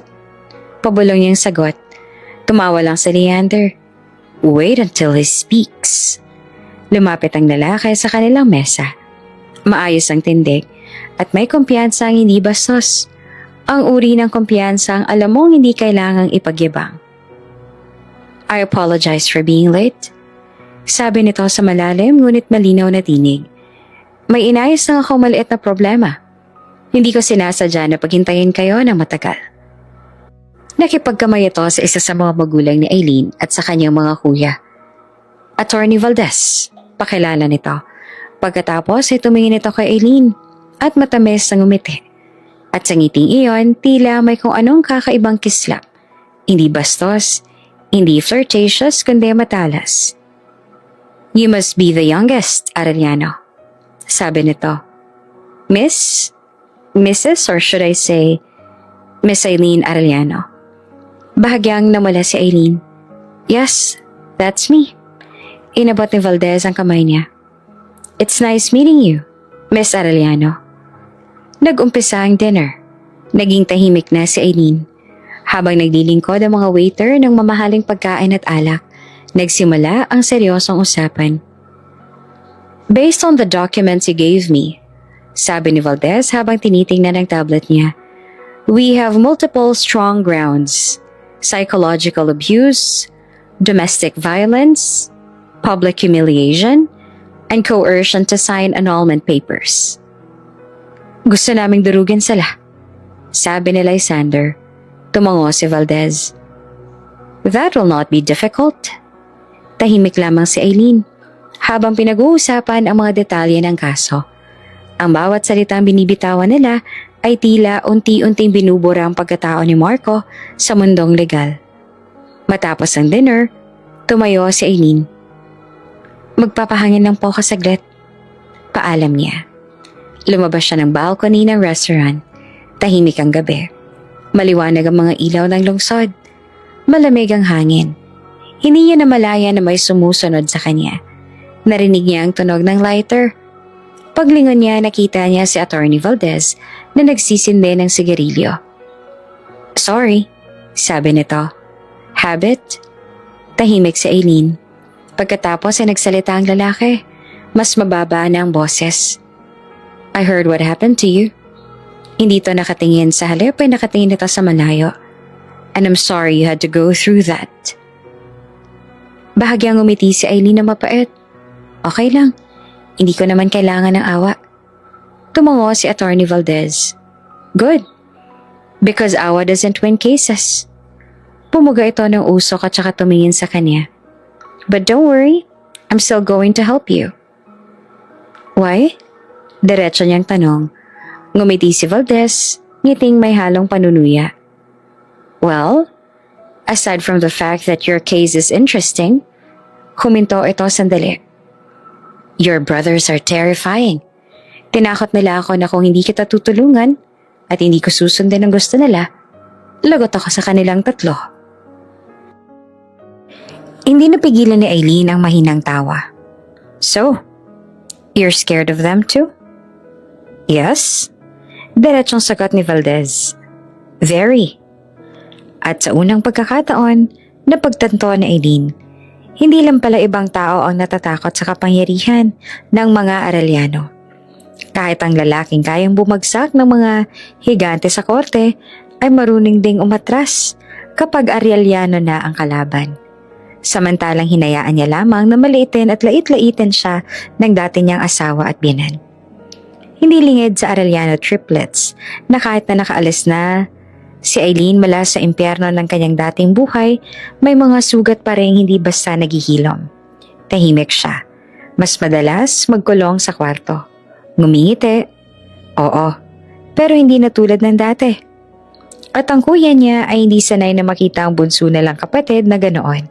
Kaya isang umaga, habang nag-aalmusal sila sa malawak na dining hall ng mansyon, biglang may inihain si Leander sa harap ni Aileen. Isang maliit na itim na card. Napakunot noo siya. Ano to? Ngumiti naman si Lysander. Black card. Your card? Gulat niyang tanong. Yes, and it's for you. Sumandal si Xander sa upuan nito. Nakangisi. Sa amin yan. Actually, sa aming tatlo. No limit, no questions. Nanlaki ang mata ni Aileen. Kuya, hindi ko naman kailangan to. May sarili naman akong pera. Umiling agad si Leander. Hindi pwede. Why not? Because Sabay-sabay na sagot ng tatlo. We're spoiling our little sister. What for? Natatawa niyang tanong. Hindi naman na kailangan at hindi naman na ako bata para ispoil niyo pa ako ng ganito. Gusto lang naman namin gumaan ang pakiramdam mo. Dagdag ni Lysander. Go shopping. Buy whatever you want. Heal. At bago pa siya makatanggi ulit, sinabi ni Xander, wala kang choice. Kami na ang nagpasya.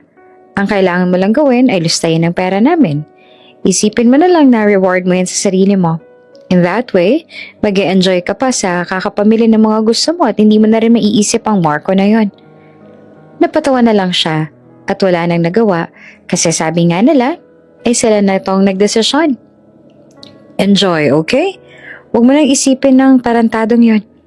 Isipin mo na lang kung ano ang mga bags na bibilhin mo para pandagdag sa collection mo na ilang taon na ring hindi nadadagdagan. Sabi naman ni Lysander. And don't be sad, ani ni Leander. Hindi ka namin masasamahan kasi may mga kanya-kanyang meeting kami na kailangang daluhan. Pero gusto namin na mag-enjoy ka. Hindi nga siya sinamahan ng mga kuya niya dahil sa kani-kanilang meetings. Pero kasama niya ang ilang bodyguards at 2 maids. Binilin kasi siya ng mga ito dito to make sure na magiging safe siya, lalo na ngayon na na-reveal na sa public kung sino ang youngest ng mga Arellano. Noon kasi ang triplets lang kilala at pinoprotektahan ang privacy ni Eileen. Pero ngayon naisip nila na kailangan na rin malaman ng mga tao kung sino nga ba siyang talaga.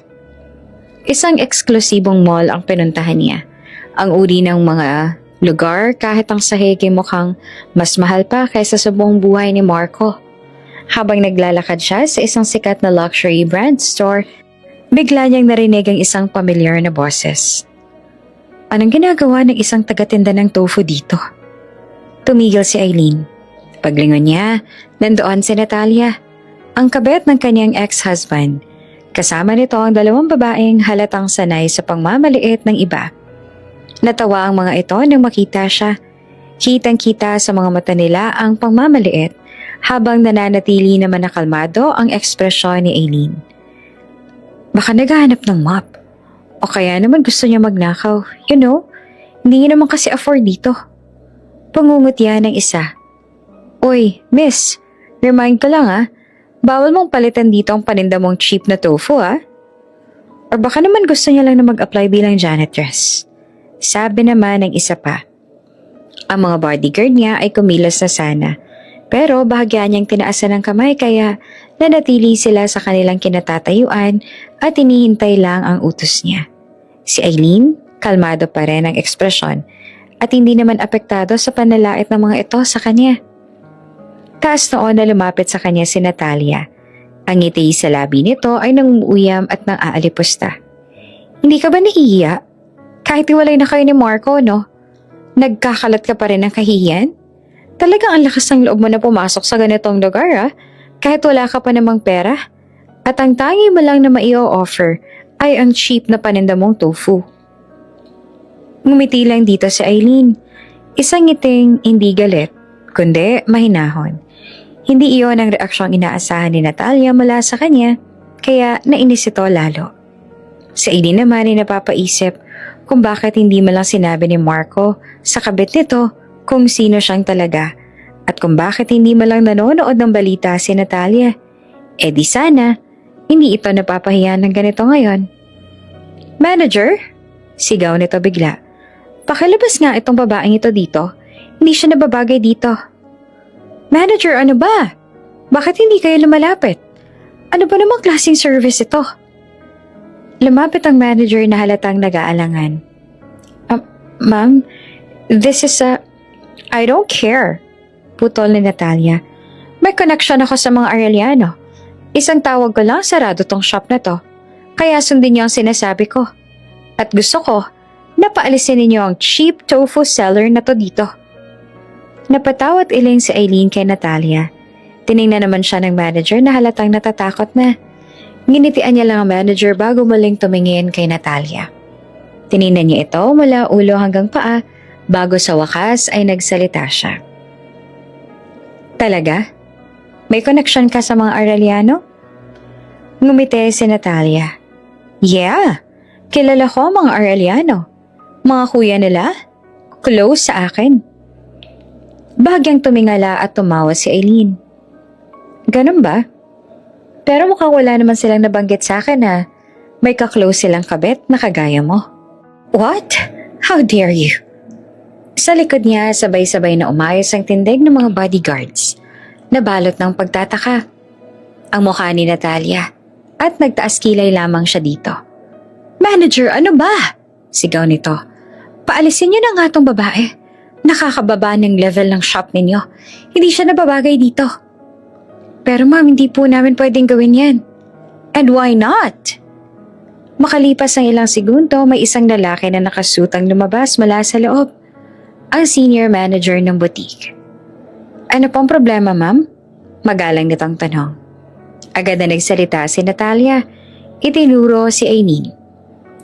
Yung babae na yan, tagatinda lang naman siya ng tofu. Wala yung pambayad sa kahit anong nasa tindahan na to. Paalisin niya na siya. Hindi ko ma-enjoy ang pagsa-shopping ko na nandito siya. Nakakasira ng view at nakaka-cheap, ha? Naputo lamang ang mahabang detanya ni Natalia nang biglang yumuko sa harap ni Aileen ang senior manager. Good morning, Miss Arellano. Nalaki ang mga mata ng dalawang kaibigan ni Natalia. Ano? Bulong ng isa. Si Natalia ay napamulagat. What are you doing? Sigaw nito sa senior manager. Why are you bowing to her? Paalisin mo na siya. Umayos ang tindig ng senior manager. Seryoso ang mukha. Hindi po namin siya pwedeng paalisin dito, ma'am.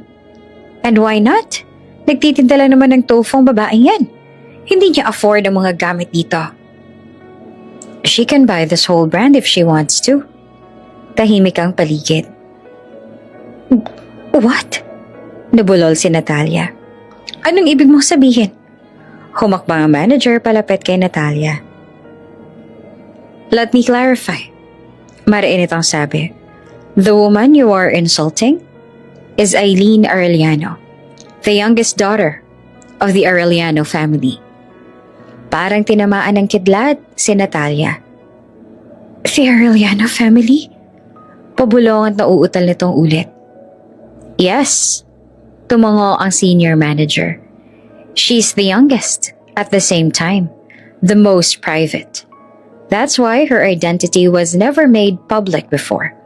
The family was protecting her. Napatingin si Natalia kay Aileen. Maputla na ang mukha nito, habang si Aileen naman ay kalmado lamang ang ekspresyon. Hindi naman nagyayabang pero sapat na para manliit ang mga ito sa kanilang sarili.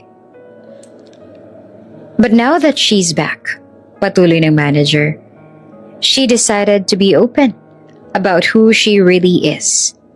Sandaling katahimikan. So how come? Mariing tanong ng senior manager kay Natalia. You didn't know the youngest daughter of the Arellanos. Hindi ba't ang sabi mo ay may connection ka at ka-close mo pa sila? Parang naubusan ng lakas si Natalia.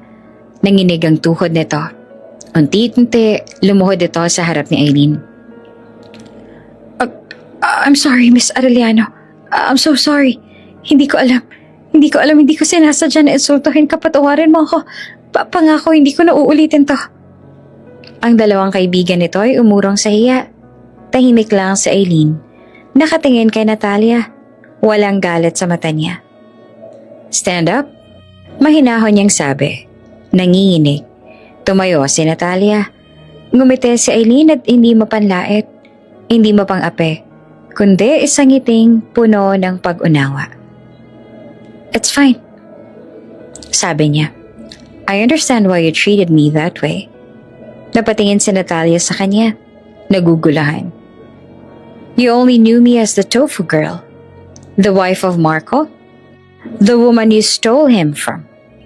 Bahagyang umiti si Aileen. So, I can't really blame you. Pero kitang-kita kay Natalia kung paano itong napahiya.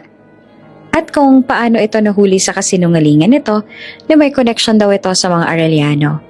Sa huli, Sa halip na siya at ito mga kaibigan ni Natalia ang pinaalis sa shop. Ang mga staff ay nag-sorry sa kanya. Lumipas ang mga araw at talagang patuloy sa pag-spoil sa kanyang mga kuya kasi gusto nila na makalimutan niya si Marco. Enjoy ka lang, Eileen. Sabi ng kuya niya na si Leander na mabigay sa kanya ang ticket papunta sa Maldives para magbakasyon raw siya roon. At syempre, sagot na lang lahat. Huwag mo nang alalahanin yung 2 basura, kami nang bahala kay Marco at sa kabit niyang yon.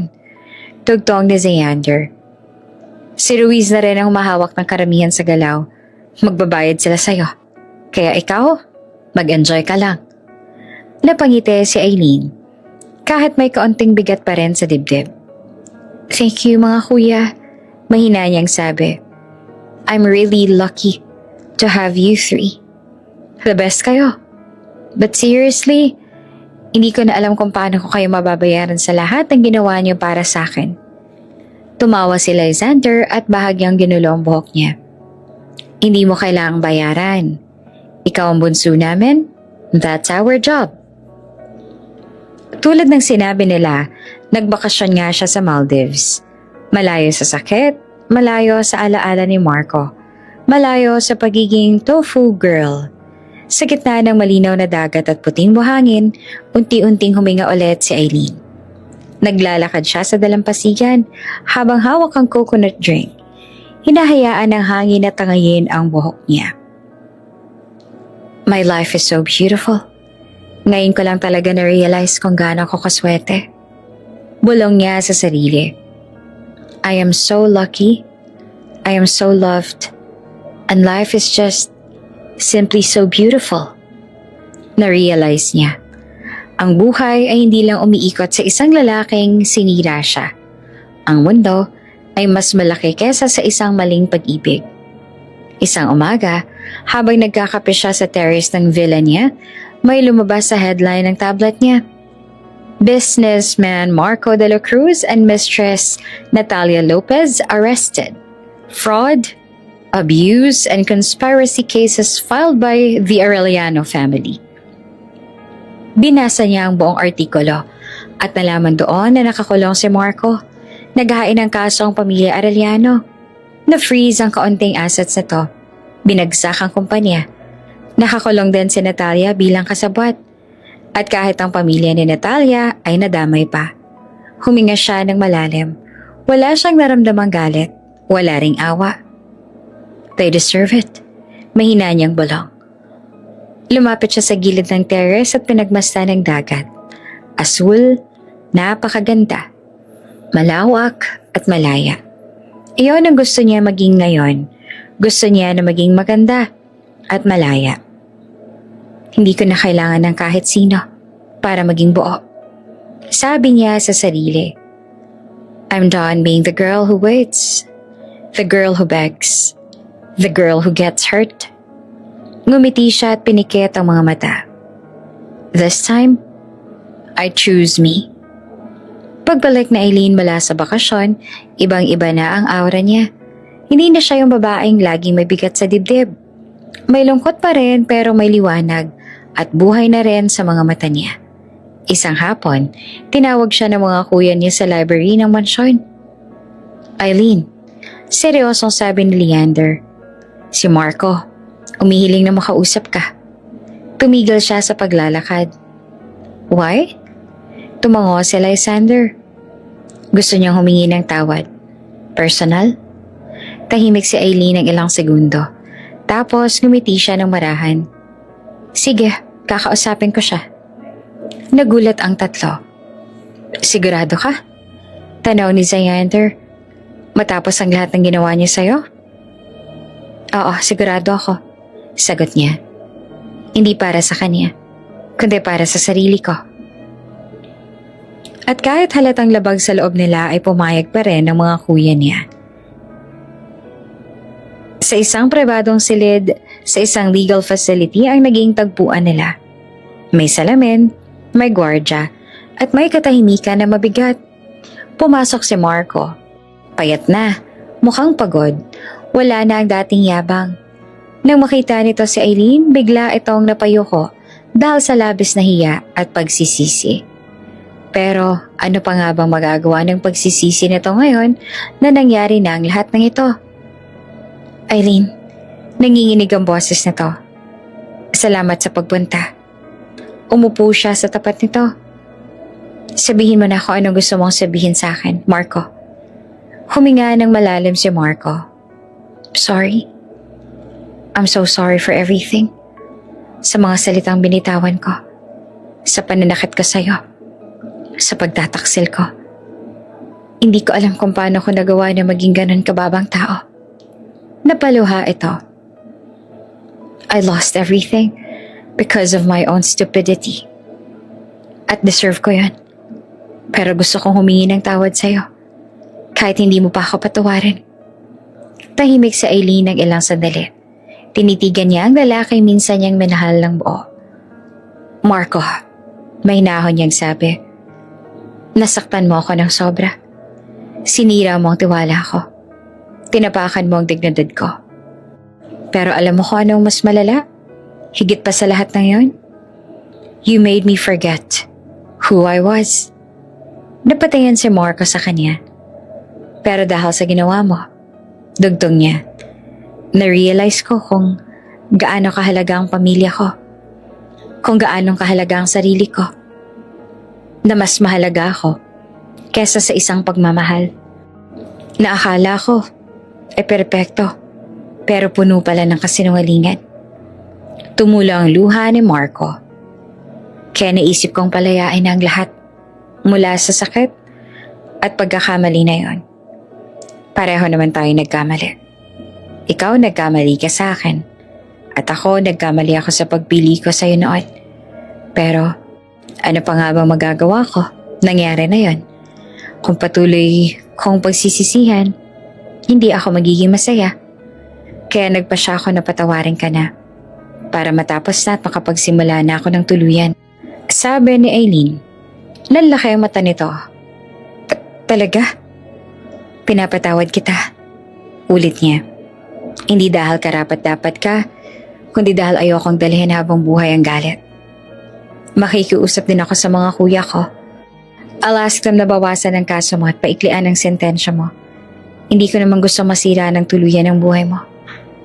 Eileen, pero huwag mong isipin na babalik tayo sa dati dahil ginawa ko to. Mahinahon ngunit matatag niyang dugtong. After this, we will never cross our paths again. I wish you to be happy in whatever life you choose. At tuluyan siyang tumalikod. Kinabukasan, binisita niya ang dating binan sa ospital. Mahina na ang babae, maputla, nanginginig ang kamay nang makita siya. Sinugod kasi ito roon matapos ang lahat ng nangyari. Na-stroke pa nga ito. Eileen, umiiyak na tong sabi. Sorry sa lahat. Sa pang-aapi, sa mga salitang sinabi ko. I was blinded by pride. Hinawakan ni Eileen ang kamay nito. Okay lang po. Mahina niyang sagot. Pinapatawad ko kayo. Napaluha ang babae. Salamat. Hindi ko deserve. Maybe not. Ngiti ni Eileen. Pero pinipili ko pong magpatawad.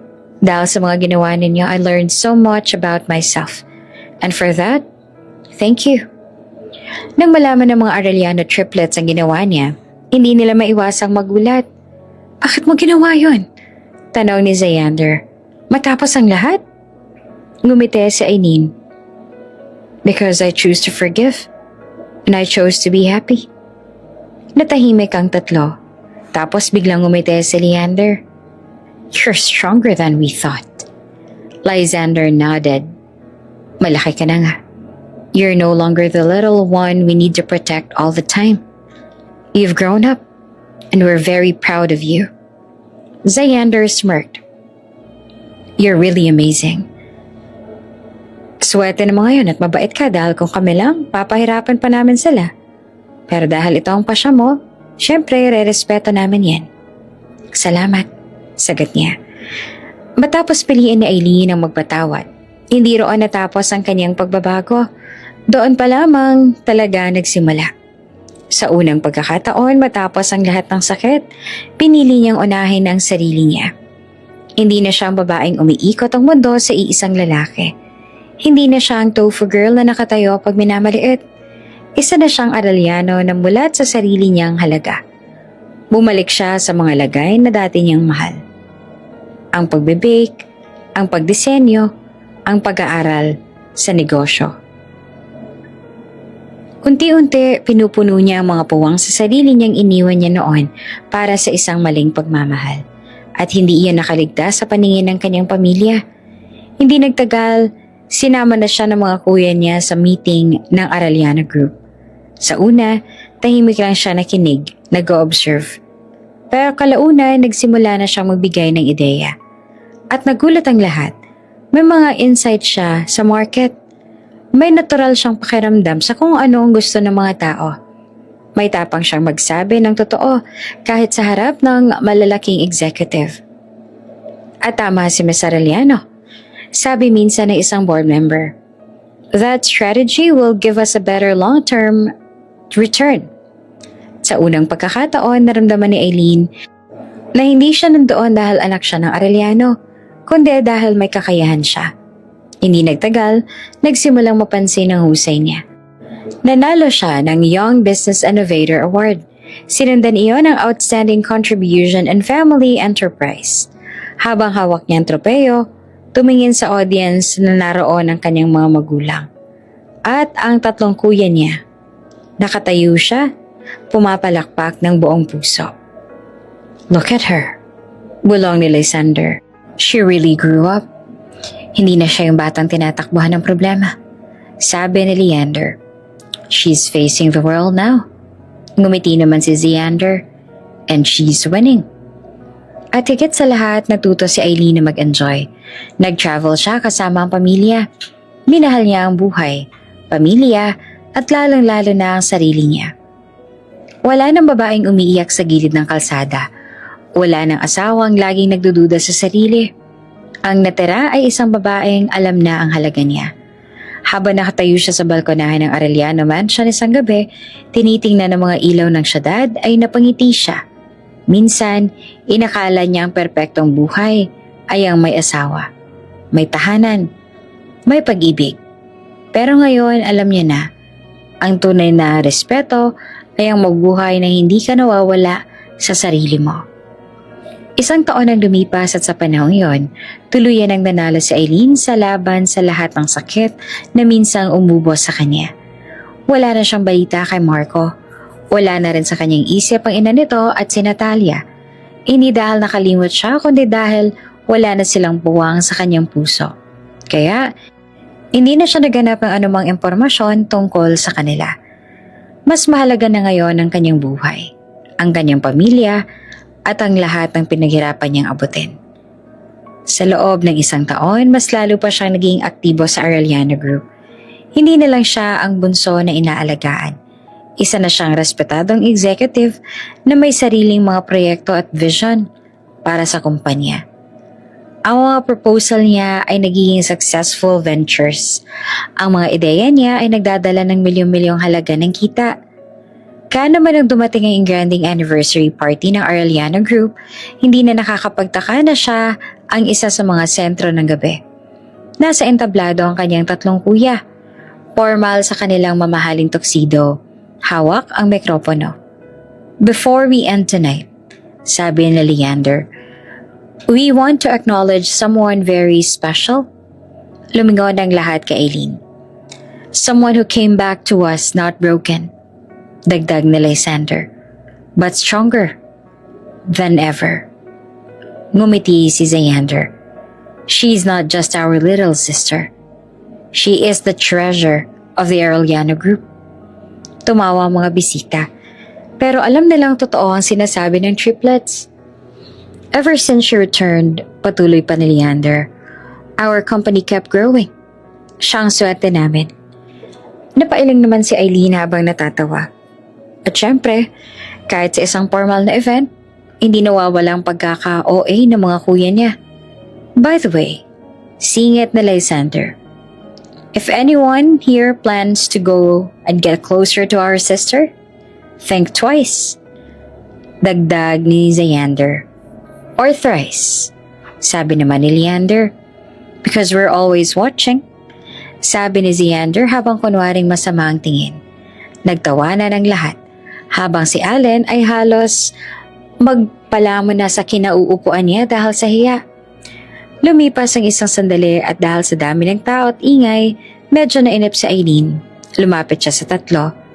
Magpapahangin lang ako sa labas. Sabi niya at agad na nagtaas ang kilay si Xander. Sa labas? Mag-isa? Oo naman, sabi ni Aileen. Sa terrace lang? Magsapa ka ng bodyguard, singit ni Leander. Napatawa siya. Kuya, Trace lang yon. Hindi battlefield, I'll be fine. Nagtinginan ng tatlo at pumayag din kaya nagtungo na siya sa labas. Ang hangin sa labas ay malamig at presko. Mula roon tanaw niya ng mga ilaw ng lungsod, malayo sa ingay ng ballroom. Huminga siya ng malalim. Hindi niya napansin na may papalapit. Miss Aileen? Napalingon siya dito at dito niya nakita si Attorney Ruiz. Nakasuot ito na sobrang bagay na bagay dito. Lalo itong gumapo. Hey, sabi niya.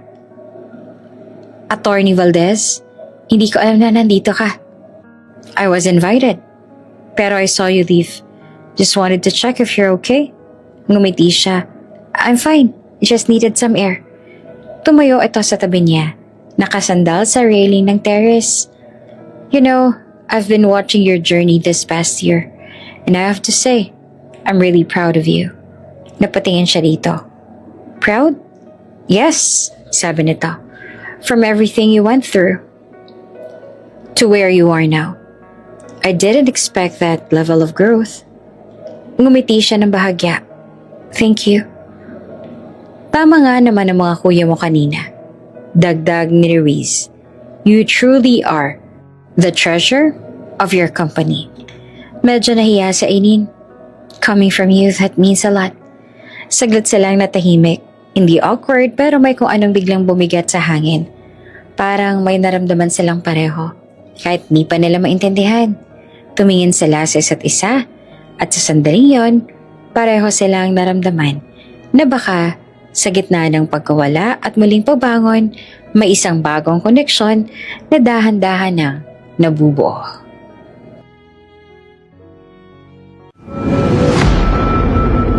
Bago ka pa lang sa channel na ito, Ate Jane TV, huwag kalimutang pindutin ang notification bell and subscribe button. Sana po hindi naman malaking abala sa inyo ang pagpindot ng subscribe button dahil ang kapalit po nito ay ang pagsuporta para makapag-produce ng mga libreng stories sa mga channels ni Ate Jane. Maraming salamat! Lumayas ka na. Sigaw nito. Wala ka ng karapatan dito. Ma, anong ginagawa niyo? Teka lang, nasasaktan na ako. Napasigaw si Aileen habang kinakaladkad. Hanggang pababa ng hagdan ng kanilang apartment ay kinakaladkad siya ng biyanan. Ang ibang mga tao ay lumabas ang kanilang mga unit. Noong nasa tapat na sila ng building, agad na naman na nagsilabasa ng mga kapitbahay na naakit sa gulo. Ang iba sa kanila ay nagbubulungan. May ibang naaawa sa kanya, ngunit wala malang nagtangkang tulungan siya. Oh, tingnan niya siya. Sigaw ng biyanan niya. Ang babaeng nagdala ng kahihiyan sa anak ko. Hindi po totoo yun. Umiiyak na sagot ni Aileen. Tagatinda lang ng tofu. Dugtong na to. Isang babaeng mababang uri na akala mo kung sino. Pagmula ngayong araw na to, hindi niyo na makikita ang pagmumukha ng babaeng ito dito.